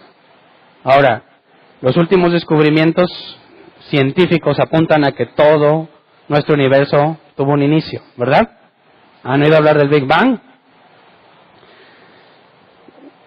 El teorema Borde-Goudsby-Lenkin demuestra que el espacio y tiempo tienen que tener un principio en el pasado, no pueden ser infinitos. Así que actualmente está demostrado que nuestro universo no es eterno. Tuvo un principio, a lo que le llaman Big Bang. Hay muchas más otras herramientas como la segunda ley de la termodinámica, la relatividad de Einstein, que puedes investigar más a profundidad, que todo implica a que hay un principio del universo. Así que si todo lo que llega a existir requiere una causa y el universo empezó a existir, el universo requiere una causa. Pero lo que haya causado el universo, ya que en el universo se creó el espacio, la materia y el tiempo. Antes del universo que había, no había ni espacio, ni materia, ni tiempo. La causa que provocó que el universo existiera, tiene que ser inmaterial, ¿verdad? No puede ser de materia porque creó la materia. Tiene que ser atemporal, no tiene tiempo porque creó el tiempo. Y no requiere de un espacio, ya que no había espacio porque creó el espacio. Además de ser inmaterial, atemporal y sin espacio, se requiere una enorme fuerza para producir semejante explosión. Tiene que ser muy poderoso. Y por último, ya que no había nada y de repente creó algo, tuvo que haber tomado la decisión de crearla. Eso es personal. Una persona es una mente. Pienso, luego existo. Una mente sin tiempo, sin materia, sin espacio y con un enorme poder, decidió dar origen al universo. ¿Cómo le llamamos a ese ser personal, inmaterial, atemporal, todopoderoso, sin espacio en el universo? ¿Cómo le llamamos? Dios. Si tú me dices que no hay Dios, tienes que demostrarme cómo de la nada viene algo. ¿Verdad? Y nadie lo ha podido demostrar hasta hoy. Entonces, ¿por qué creo en un Dios personal? Porque si no tuviera la capacidad de decidir, jamás hubiera creado el universo. ¿Por qué es todopoderoso? Porque sin semejante poder no hubiese podido crear el universo. ¿Por qué no depende de la materia, del espacio y del tiempo? Precisamente porque es previo a eso. ¿Me explico? Eso pone en problema a nuestros amigos testigos de Jehová. Ellos dicen que en Juan 1:1, que dice que el principio era el verbo y el verbo era Dios, dicen que Jesús es Dios pero con D minúscula. Y Jehová es Dios con D mayúscula. ¿Entiendes la diferencia? Para empezar, en el griego antiguo no hay ni minúsculas ni mayúsculas. Para ellos, Dios con D minúscula es cualquier Dios. Y Dios con D mayúscula es el único Dios. La Biblia dice que solo hay un Dios, ¿verdad? Si Jesús es antes de la creación, ¿fue creado? ¿Qué opinas? Si por medio de Jesús Dios hizo la creación, entonces Jesús es previo a la creación, ¿verdad? ¿Qué se requiere para que sea previo a la creación? No tiene materia, ni tiempo, ni espacio. Y si Jesús la creó, es poderoso y aparte es personal porque decidió crearla. ¿Es Jesús una criatura? No. Ahora, si antes de que las cosas fueran creadas, requieres de un ser todopoderoso y como lo hemos descrito, omnipresente porque no requiere de espacio, ¿cuántos dioses puede haber? Si tienes un Dios que es omnipresente, está en todas partes, ¿puedes tener otro? ¿Sí o no? No se puede. ¿Por qué? Porque si tienes dos, uno no está en el lugar del otro. Ya no es omnipresente. Para que haya un Dios omnipresente tiene que ser lo único que hay. Así que ellos aseguran que Jesús no es Dios, pero se contradicen al decir que es previo a la creación y al pensar que hay más de un Dios. Es imposible. Entonces, ¿por qué no soy testigo de Jehová? Porque su razonamiento en cuanto a Jesús, al Jesús de las Escrituras, es ilógico. ¿Por qué no soy mormón? Porque no tiene una forma de explicar el inicio de los tiempos. ¿Por qué no soy musulmán? Ahí hay más argumentos. El Corán dice que la Escritura es palabra fiel y verdadera. Dice que crean en lo que se escribió en la Biblia, en el Nuevo Testamento, y al mismo tiempo asegura que Jesús no fue crucificado. Así que hay una contradicción muy grave en el Corán. Por eso tampoco soy musulmán. ¿Por qué no eres budista? Porque no encuentro el panteísmo en la Biblia. La Biblia habla de un Dios personal que dice en el principio, creó Dios los cielos y la tierra. Principio, tiempo. Cielos, espacio. Tierra, materia. Y si Él los creó es porque es previo. Él es el inicio. Es la primer causa no causada. Es la única doctrina que cuadra con el razonamiento lógico del origen del universo. Que cuadra con la ciencia y que es razonable. Hay muchas más religiones, pero todas caen en una de esas cuatro categorías. Tienes que saber por qué no eres otra, por qué no tienes otra religión, por qué no tienes otra doctrina. Si no lo sabes, estás ciego y en pecado, porque no puedes dar respuesta. La buena noticia es que la ignorancia se cura, ¿verdad? Es cuestión de estudiar. Así que, ¿por qué resucitó Jesús? Por último, ¿qué te hace pensar que Jesús sí resucitó? ¿Porque lo crees? ¿Cuál es una razón de peso? Te dicen, lo que la Biblia dice es mentira. Los evangelios son puros cuentos de hadas. Nosotros sabemos que los evangelios narran el ministerio de Jesús, su muerte y su resurrección. Y en estas fechas es muy común oír decir que es falso, totalmente falso. Así que tenemos que armar un razonamiento, una respuesta razonable. Número 1, dentro de la Escritura y fuera de la Escritura, dentro y fuera, hay 4, no me acuerdo ahorita los repaso, 4 o 5 puntos que nos llevan a una conclusión lógica necesaria. Número 1, dentro de la Biblia, en los Evangelios y fuera de ellos, entiéndase el historiador Josefo, Tácito y otros, está claro y escrito que Jesús fue reconocido como un hacedor de milagros. Número 1. Número 2, que fue crucificado. Número 3, fue sepultado. Número 4, el cuerpo no lo encontraron. Nadie sabía dónde estaba el cuerpo. Número 5, sus discípulos creyeron que había resucitado.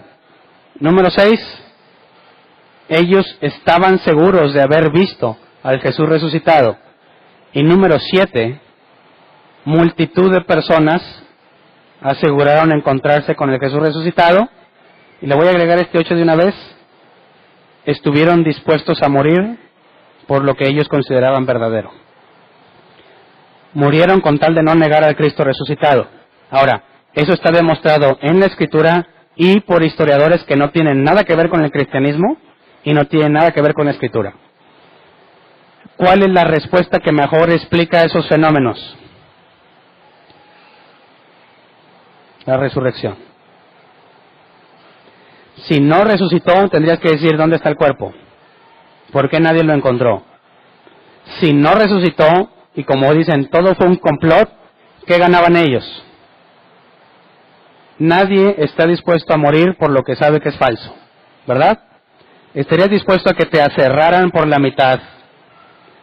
Lo que hacían, los abrían de piernas colgando y empezaban a serrucharlos hasta terminar. Porque no negaban al Cristo resucitado. ¿Qué hace que una persona que sabe que es mentira deje que la aserren así? ¿Es razonable? Claro que no. Solamente alguien que está seguro de lo que veo. ¿Qué hace que cristianos mueran aún hoy en día martirizados, quemados, torturados, como pasó en esos tiempos?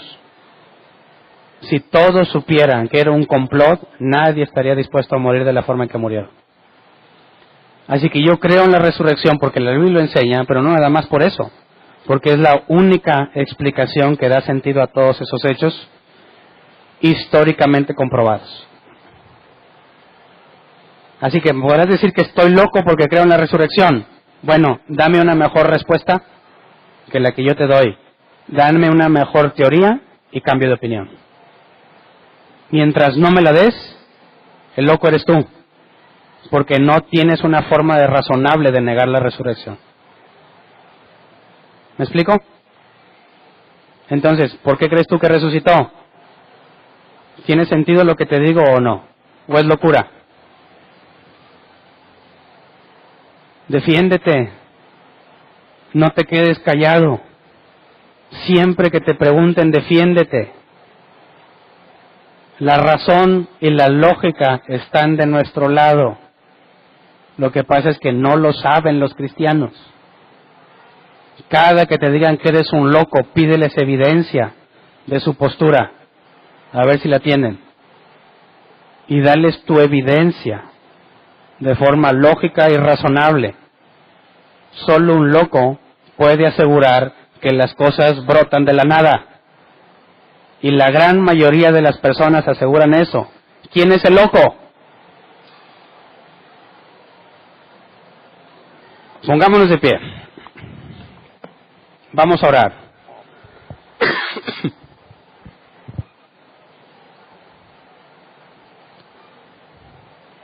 ¿Qué crees? ¿Por qué lo crees y cómo lo explicas? Por favor, grábate esos 3 puntos. Investiga qué es lo que crees. Cuando alguien quiere ser miembro de la iglesia, ¿qué es lo primero que le enseñamos? ¿Qué creemos? La doctrina básica.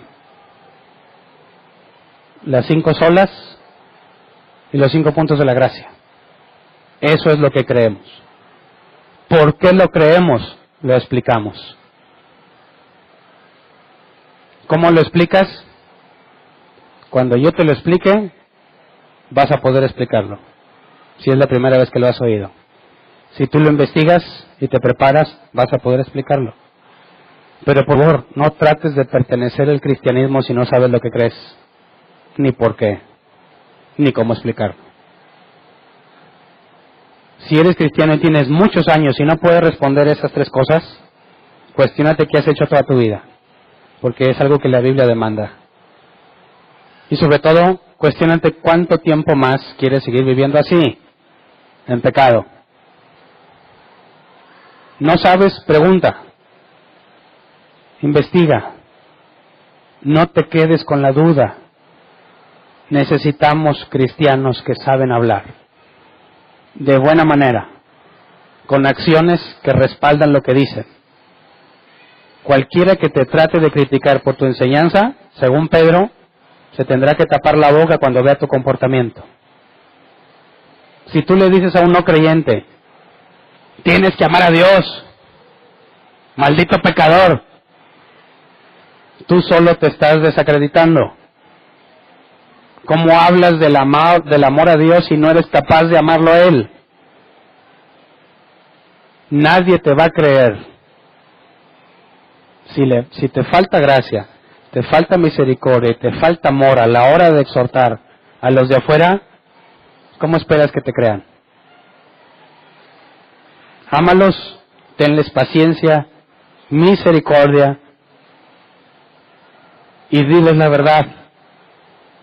Y si alguien se queja, como dice Pedro, que se avergüence de sus calumnias, porque no va a poder acusarte de nada. Así que pidámosle a Dios eso, que seamos de esos cristianos de los que Pedro habla, que a pesar de que te juzguen injustamente, cuando lo hagan, tú digas, esto es digno de elogio de parte de Dios, porque me he comportado como debo y he explicado lo que debo y aún así me juzga como culpable. Ya no depende de nosotros. Hay bendición para nosotros si eso pasa. Pero por favor no seas arrogante. No seas arrogante. No trates de probar lo mucho que sabes. Trata de explicar con la mayor de las paciencias qué es lo que tú has entendido, por si Dios les concede entender. Así que oremos, Señor, perdónanos a todos aquellos que hemos sido negligentes en el estudio de tu Escritura. A todos aquellos que no podemos responder a las preguntas de qué creemos, por qué y cómo lo explicamos. Perdónanos cada vez que nos hemos quedado callados cuando debimos hablar. Perdónanos cada vez que dijimos, yo solamente quiero amar, yo solamente quiero a Cristo y no la doctrina. Perdónanos por fallar, por errar el blanco, por desaprovechar la oportunidad de mostrar con acciones lo que hacemos, como las esposas de los no creyentes, que además de sus palabras demostraban con sus acciones que realmente Jesús era Señor en sus vidas, para que sus esposos incrédulos creyeran, no solo por las palabras, sino también por las acciones. Concédenos ser así, Señor, que aprovechemos cada oportunidad que se presente para hablar de lo que nos has permitido entender, de forma razonable y comprensible, pero que sea acompañada siempre de las obras que deben de acompañar a alguien que santifica al Señor en su mente. Que podamos tratarlos con respeto, con amabilidad, aunque sean agresivos con nosotros. Que podamos ser pacientes, mostrándoles amor como alguien nos los mostró a nosotros, como tú nos los mostraste a nosotros. Señor, que tengamos paciencia para explicar con detalle las cosas que entendemos de manera que sean claras. Que podamos ser como Esdras y los sacerdotes que explicaban de tal manera al pueblo la ley, que la entendían y lloraban al comprenderla. Señor, sabemos que no son nuestros argumentos los que traen salvación, que no son nuestras habilidades a la hora de defendernos lo que trae salvación, sino la predicación fiel de tu palabra. Es el medio que tú has elegido, la locura de la predicación. Así que concédenos, Señor, ser fieles a la hora de compartirla, fieles a la hora de dar nuestras razones, fieles a la hora de explicar por qué creemos en ti, por qué no somos de otra doctrina y por qué estamos con una esperanza firme en nuestras vidas, sabiendo que regresarás por nosotros. Danos la oportunidad de prepararnos, Levanta entre nosotros ministerios que preparen a las personas para que puedan presentar apología, para que puedan defender su fe cuando se les demande, cuando se les pregunte. Señor, no nada más te pido que nos prepares, sino que nos des las ocasiones y las oportunidades para poner en práctica lo que nos has enseñado, para vivir como debemos vivir y al mismo tiempo exponer la verdad de forma correcta. Quita el temor que podamos tener en el momento de la confrontación, los nervios, la ansiedad, la disposición a pelear. Danos dominio propio para que podamos refrenar nuestra lengua y decir solo lo que es correcto, solo lo que es ameno y de buen gusto, para poder aprovechar el momento, Señor, y dar respuesta a lo que se nos pide. A no tratar de explicarles toda la Biblia en un solo momento, sino que nos dé sabiduría para poder dar respuesta en cada momento según la situación. Que podamos razonar nuestra respuesta, prepararla con anticipación para que cuando se nos pregunte, seamos efectivos a la hora de exponerla. Concédenos ser usados, Señor, para invertir la mala imagen del cristianismo que está en todas partes. Se cree que los cristianos son gente ciega, gente fanática, que no razone, que no piensa. Encontramos en tu Escritura que se nos demanda todo lo contrario. Así que en medio de nuestra sociedad, Señor, te pedimos, según tu misericordia y tu voluntad, que nos permitas dar verdadero testimonio de la fe bíblica, de la esperanza que tenemos basado en las Escrituras, demostrando que no somos gente sin razonamiento, sino que es perfectamente lógico y congruente lo que tú nos has demandado y lo que esperamos en ti. Así que, Señor, cada uno según nuestras capacidades, prepáranos, y te pedimos que cada uno según nuestras capacidades pongamos a prueba lo que nos has dado, para que seamos de edificación dentro y fuera de la iglesia, ante el creyente y ante el incrédulo, para gloria y honra tuya, Señor. Gracias de antemano. Amén. Pueden sentarse. Pasemos a la sesión de preguntas, cuyo propósito es esto mismo, ¿verdad? Por favor, que las preguntas sean relativas al tema. Si la pregunta no tiene nada que ver con el tema, si gustas, acércate al final para tratarla con el tiempo que amerita y el contexto que amerite. Pero por favor, las preguntas de esta sección que sean solamente relativas al tema, ¿ok? Si alguien tiene una pregunta, por favor, levante su mano. Si vienes por primera vez, no importa, como quiera puedes preguntar. ¿Alguien tiene una pregunta? Allá atrás. Buenas tardes. Buenas tardes. De lo que comentabas ahorita, o bueno, lo que ya estuvimos viendo de que tenemos que estar listos para responder, para defender lo que creemos. Debe haber algún punto, o sea, uno es que tenemos con nosotros de estar conscientes de lo que creemos y poder decirle a los demás por qué lo creemos, ¿no? Pero también hay otro punto en una, digamos, como motivo por qué lo tenemos que hacer con las personas. O sea, estoy pensando nada más también es para que ellos entiendan, o hasta qué punto tú vas a responderles a ellos, porque también puede caer en el punto en el que pues simplemente se están preguntando porque quieren un debate o quieren ya una discusión, ¿no? O sea, porque ahí he visto que hay hasta, no sé, 10 puntos de cómo responderle a un cristiano, de los ateos, ¿no? Sí. Y qué es lo que te van a decir, y, o sea, creo que ahorita, de hecho, en lo que estuviste orando, estuviste dando varias de esas, de lo que estaba pensando, varias de esas respuestas, ¿no? Okay. De que refrenar nuestra lengua, el que esperemos el momento indicado, el que Dios también nos va a guiar a cuándo responder, ¿no? Y qué responder. Y también, por ejemplo, lo que se publica en Facebook o lo que puedes estar viendo, a veces te dan ganas como que, oye, pues quiero responder algo, ¿no? Te refrenas o dices, no, ahí no entro, ¿con qué fin lo vas a hacer también, no? Bueno, hay un proverbio que dice que no discutas con el necio. También dice que corrijas al sabio y será más sabio. No corrijas al necio porque terminará odiándote. Nosotros tenemos la responsabilidad de responder a toda pregunta genuina, considerando también que no sea un necio. El necio no busca la verdad, el necio busca discutir.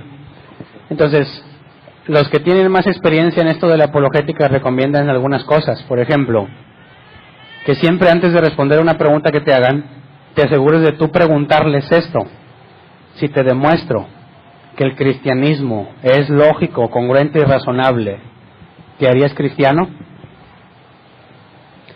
Si te dice que no, entonces no tiene caso discutir, porque no va a considerar nada de lo que tú le digas. Va a ser una persona necia, cerrada, que no va a tratar de razonar tus respuestas.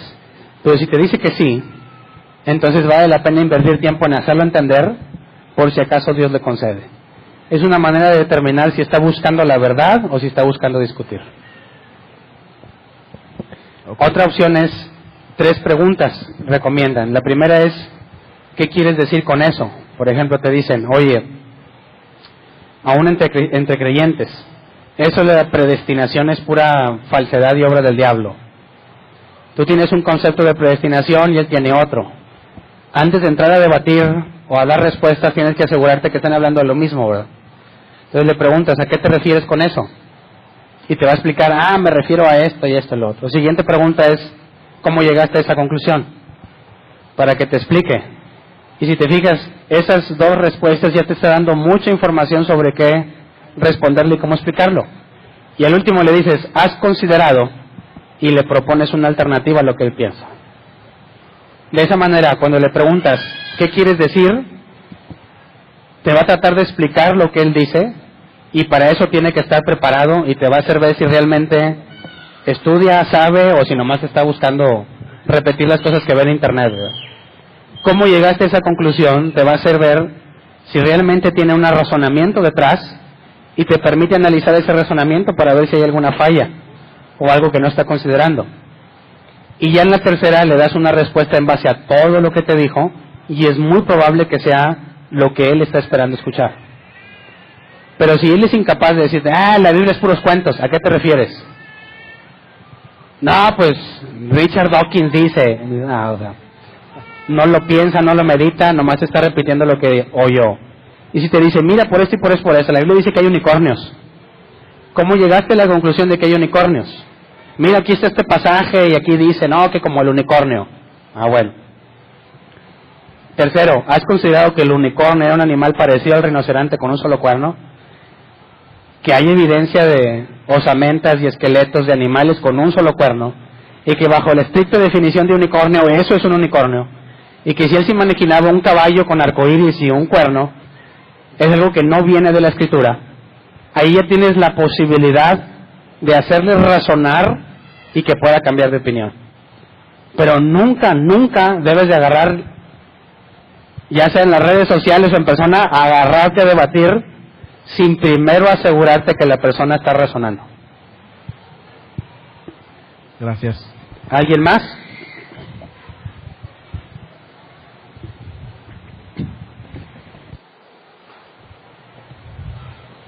Buen día, pastor. Creo que Jesucristo resucitó. Estamos de acuerdo. Pero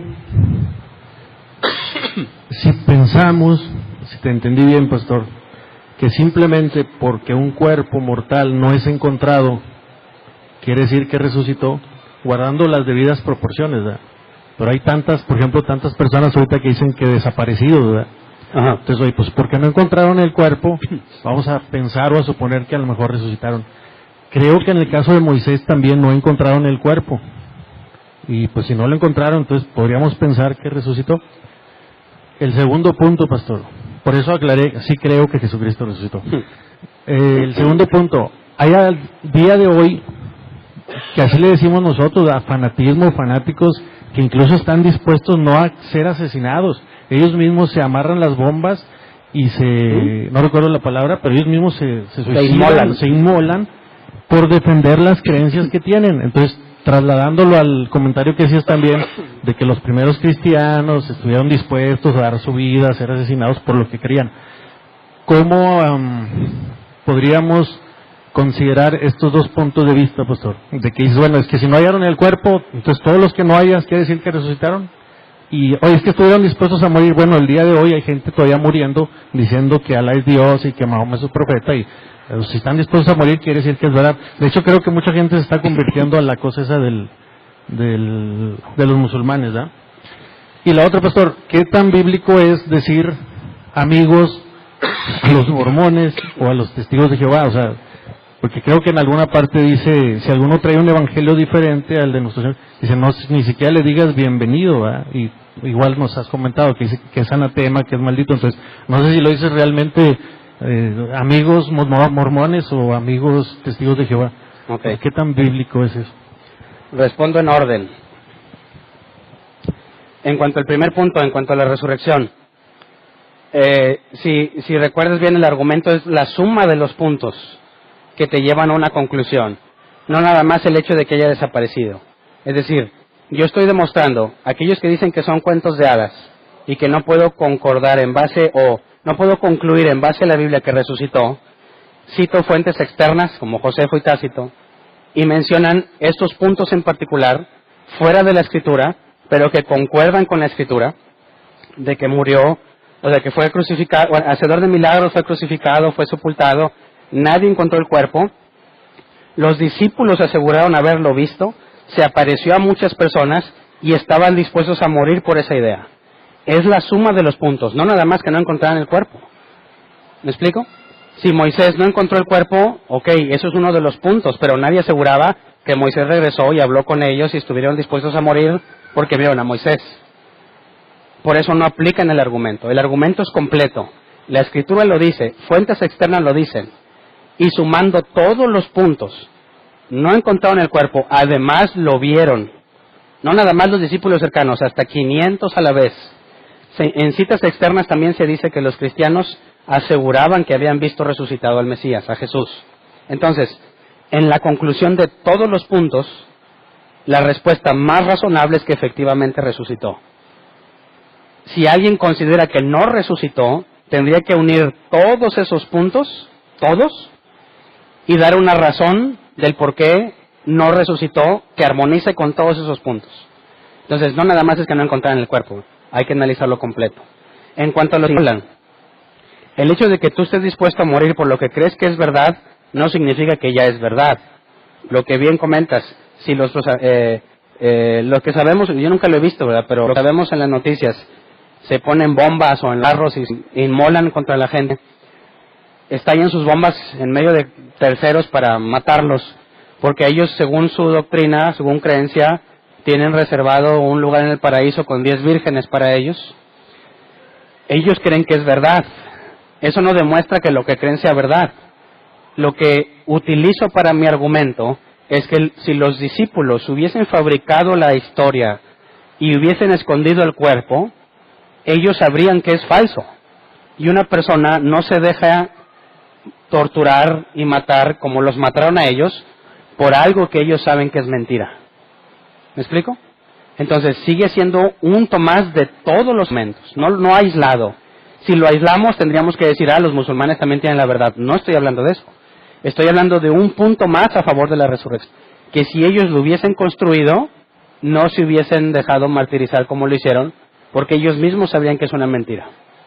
Entonces es la acumulación de todos los puntos para construir la idea de que la mejor respuesta ante toda la evidencia es la resurrección de Cristo. Y en cuanto a nuestros amigos ateos, amigos mormones, amigos testigos de Jehová, a Jesús se le acusaba de ser amigo de publicanos y cobradores de impuestos.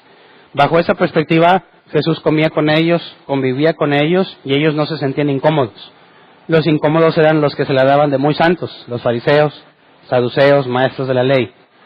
Cuando yo me refiero a nuestros amigos es porque no los vemos como enemigos, en el sentido de que no te juntes con ellos, te contaminan. Dios no nos ha mandado en ningún momento a apartarnos del mundo, en el sentido de no hablar y no convivir. Donde trabajamos, quien carga gasolina, llegas a la gasolinera, compras algo en la tienda, siempre estás en contacto con gente no creyente. Y sería un error pensar que todos son tus enemigos, porque no son enemigos míos, serían a lo mucho enemigos de Dios. Y mi tarea es ser luz en las tinieblas. Y si Cristo invertía tiempo entre prostitutas y pecadores y cobradores de impuestos, y ellos se sentían a gusto con Él, aunque les decía la verdad, tenemos el llamado a replicar y ser imitadores de Cristo, como dijo Pablo, ser imitadores de mí, como yo soy imitador de Cristo, de considerar a todos como amigos. No estoy hablando de amigos íntimos, cercanos, que comparten todo juntos. Hablo de una amistad que se debe extender a todo mundo, no importa qué crea, porque estamos llamados a vivir en armonía. Ese es el contexto en el que yo me refiero con la amistad. ¿Sí? ¿Queda claro? Bueno. Si quieres, al final lo platicamos más a detalle. ¿Alguien más? ¿Me ayudan con el micro? Ya voy saliendo con la tos y nomás les pido tantita paciencia. Buenas tardes. Mi duda es respecto con los no creyentes cuando se mezcla lo del baile, el canto y el alcohol. Un conocido mío me dice, es que el alcohol no es malo porque en la Biblia dice que no es malo, ¿con qué brindaban? Y le digo yo, sí, lo malo es emborracharse. Entonces él me dice, pero no es malo. ¿Cómo razonar con él, yendo obviamente a la base bíblica, para hacerle entender lo que realmente dice la Biblia, no lo que él cree o él interpreta que dice la Biblia? ¿Qué crees tú que dice la Biblia con respecto al vino? Yo, me voy al pasaje que citaste hace un momento, donde dice que no todo lo que es lícito me conviene, ni todo lo que me conviene me es lícito. Entonces, desde ahí lo tengo que... Me edifica. Muchas gracias. Veamos esto. Pablo lo dice en otras palabras. Dice, nada es impuro en sí mismo. Si es impuro, lo es para quien así lo piensa. Cuando Pedro tiene la visión, antes de ir a casa de Cornelio, dice que ve que baja un manto con animales impuros que no podían comer. Y hay una voz que le dice, Pedro, mata y come. Y dice, no, Señor, nunca ha entrado cosa inmunda en mi boca. Por segunda vez pasa, Pedro, mata y come. No, Señor, no llames tú impuro lo que yo he limpiado. Estaba diciéndole Dios a Pedro lo que Jesús dijo en primera instancia, que no es lo que entra al hombre lo que contamina al hombre, sino lo que sale de él. Y dice ahí, haciendo así puros todos los alimentos. Lo primero es, los alimentos ya no son impuros para nosotros, ni para el judío en ese contexto cristiano, ¿verdad? Y luego en cuanto a las personas, Cornelio, siendo un gentil, también recibió el Espíritu Santo. Ahora, si tú analizas el vino en sí mismo, ¿es impuro? No. ¿Es malo? Tampoco. ¿Cuál es el problema del vino? Que lo uses para embriagarte, porque es opuesto al propósito que tenemos. Sé sobrios, estar siempre listos. Una persona borracha peca porque no está lista, no está sobria, no va a tener un comportamiento congruente con la fe que profesa. Entonces, el vino no es el pecado. El pecado es lo que haces con el vino. Entonces, cuando él te dice, el vino no es malo, tiene razón, no es malo. El malo eres tú cuando te embriagas con vino. Entonces, no hay nada impuro en sí mismo. Depende del uso que tú le das o para qué lo usas, lo que determina si es pecado o no, según el propósito que tienes. Si tú le tratas de decir a los no creyentes, no tomes vino porque es pecado, ¿aplica? Ellos no tienen ni el más mínimo interés en servir a Dios, ni ser sobrios, ni ser congruentes. Así que no puedes tratar de imponer lo que tú deberías de hacer porque has nacido de nuevo en alguien que no ha nacido de nuevo. ¿Sí responde la pregunta? ¿Alguien más? Acá en la orilla. Buenas tardes. Buenas tardes. Comentabas ahí hay iglesias en las que se pone más atención al amor, al que son amables cuando llega la persona nueva y lo saludan. En esas iglesias hay personas que también buscan a Dios de manera sincera, o sea, que están ahí porque yo creo que a lo mejor Dios los puso ahí o no se han movido de ahí. Y en cambio Dios ha trabajado en sus vidas y se ha manifestado en ellos. La falta de una defensa, como lo comenta Pedro, ¿los convierte en cristianos tibios? Ok, entiendo tu pregunta. Para empezar, no hay cristianos tibios. O eres frío o caliente. Si eres tibio no eres cristiano. Pero entiendo a qué te refieres, ¿verdad? Negligentes, pongamos. Cristianos negligentes. Aquí habría que ver el caso de los apóstoles. Estuvieron 3 años con Jesús, ¿verdad? ¿Hasta cuánto comprendieron las Escrituras? Hasta que se les apareció después de resucitar. Y dice que les sopló, reciban el Espíritu Santo. Lucas dice que les abrió el entendimiento y es el mismo evento. Así que los discípulos estaban con Jesús, convivían con Jesús, eran elegidos de Dios, menos Judas, pero aún no comprendían las Escrituras. Hasta el final se les dio la capacidad de comprender y entonces pudieron ser congruentes en sus acciones. Por ejemplo, estaban orando unánimes. La evidencia de oración que tenemos de ellos es que siempre se dormían. Así que hubo un cambio radical. Entonces, hay cristianos, y muchos de aquí nos podemos identificar, que sinceramente buscábamos a Dios, pero teníamos una doctrina muy errada, puramente emocional. Y hasta donde sabíamos, buscábamos a Dios con lo que se nos había enseñado. Yo decía, por favor, que toquen esta que es la que se siente la presencia. Si no la tocaba, me agüitaba. Pero también Jesús dijo que si sus ovejas oyen su voz y lo siguen, y no siguen la voz de ningún otro. Así que, perdón, estos cristianos que a veces son recién nacidos, hacen lo que les enseñan porque no tienen ninguna otra posibilidad, ni ninguna otra forma de comparar lo que se les enseña y son víctimas de los falsos maestros. Estos, si realmente son de Dios, no van a permanecer mucho tiempo ahí, porque llegará el momento en que la voz van a reconocer que ya no es la de Jesús, van a empezar a sentir incómodos, ya no van a estar a gusto y tarde que temprano van a salir buscando la palabra de Dios. Y yo sé que hay muchos aquí que así estuvimos. El problema, los negligentes son los que saben que no pasa nada, ya no avanzan, ya no crecen y les vale. Esos viven en un pecado consciente, porque saben que no están avanzando, saben que no están creciendo en las cosas de Dios y no les importa. Entonces habría que separar. Estos sí son culpables y es más, corren el riesgo de no ser verdaderos creyentes. Pero los nuevecitos que hacen tropezar, pobres no tienen de otra. Sin embargo, Dios los ha pasado por ahí con un propósito. ¿Cómo ahí argumentan? Bueno, yo he platicado con mi familia, con conocidos, sobre lo que se habla aquí. Me dicen, no, es que ahí no es una iglesia, ahí es una escuela, ahí no predican, es una enseñanza. ¿Qué argumento les puedo decir para decir, sabes que es lo mismo, no estás mal, no sé? Bueno, nos dicen en Hechos, creo que es capítulo 2, ¿qué hacía la iglesia primitiva? El Señor agregaba a los que deben ser salvos. Y perseveraban en la doctrina de los apóstoles, en el partimiento del pan, en la comunión unos con otros y en las oraciones. ¿Qué es perseverar en la doctrina? Estudiar la Biblia o lo que Jesús dijo, ¿no? Eso es lo que hacemos aquí. Si alguien te dice que eso no es, que te explique qué significa ese pasaje. ¿Alguien más? Acá. A ver, levanta la mano para que te vean bien. Acá. Ah, es que vienen de acá. Yo estoy acá y no. Yo les bendiga. Referente a la cita de, creo que los Gálatas, que dice si, Pablo a los Gálatas, ¿verdad? Que si os anunciare un ángel del cielo, otro evangelio, sea anatema. ¿Sea anatema la doctrina o sea anatema la persona? Las dos cosas. Porque si no te apegas a las sanas palabras de Jesús, no tienes a Dios. Por consecuencia, como también se habla de doctrina de demonios o doctrinas humanas, cualquier intento de seguir esa doctrina te lleva a maldición. Y cualquier persona que asegura tener la doctrina de Dios, pero tiene otra, está en evidencia que está bajo maldición de Dios porque no lo corrige.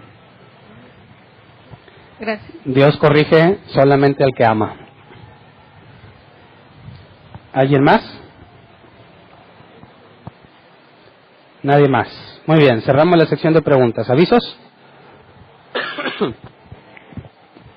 Gracias. Ayer no hubo curso de Apocalipsis.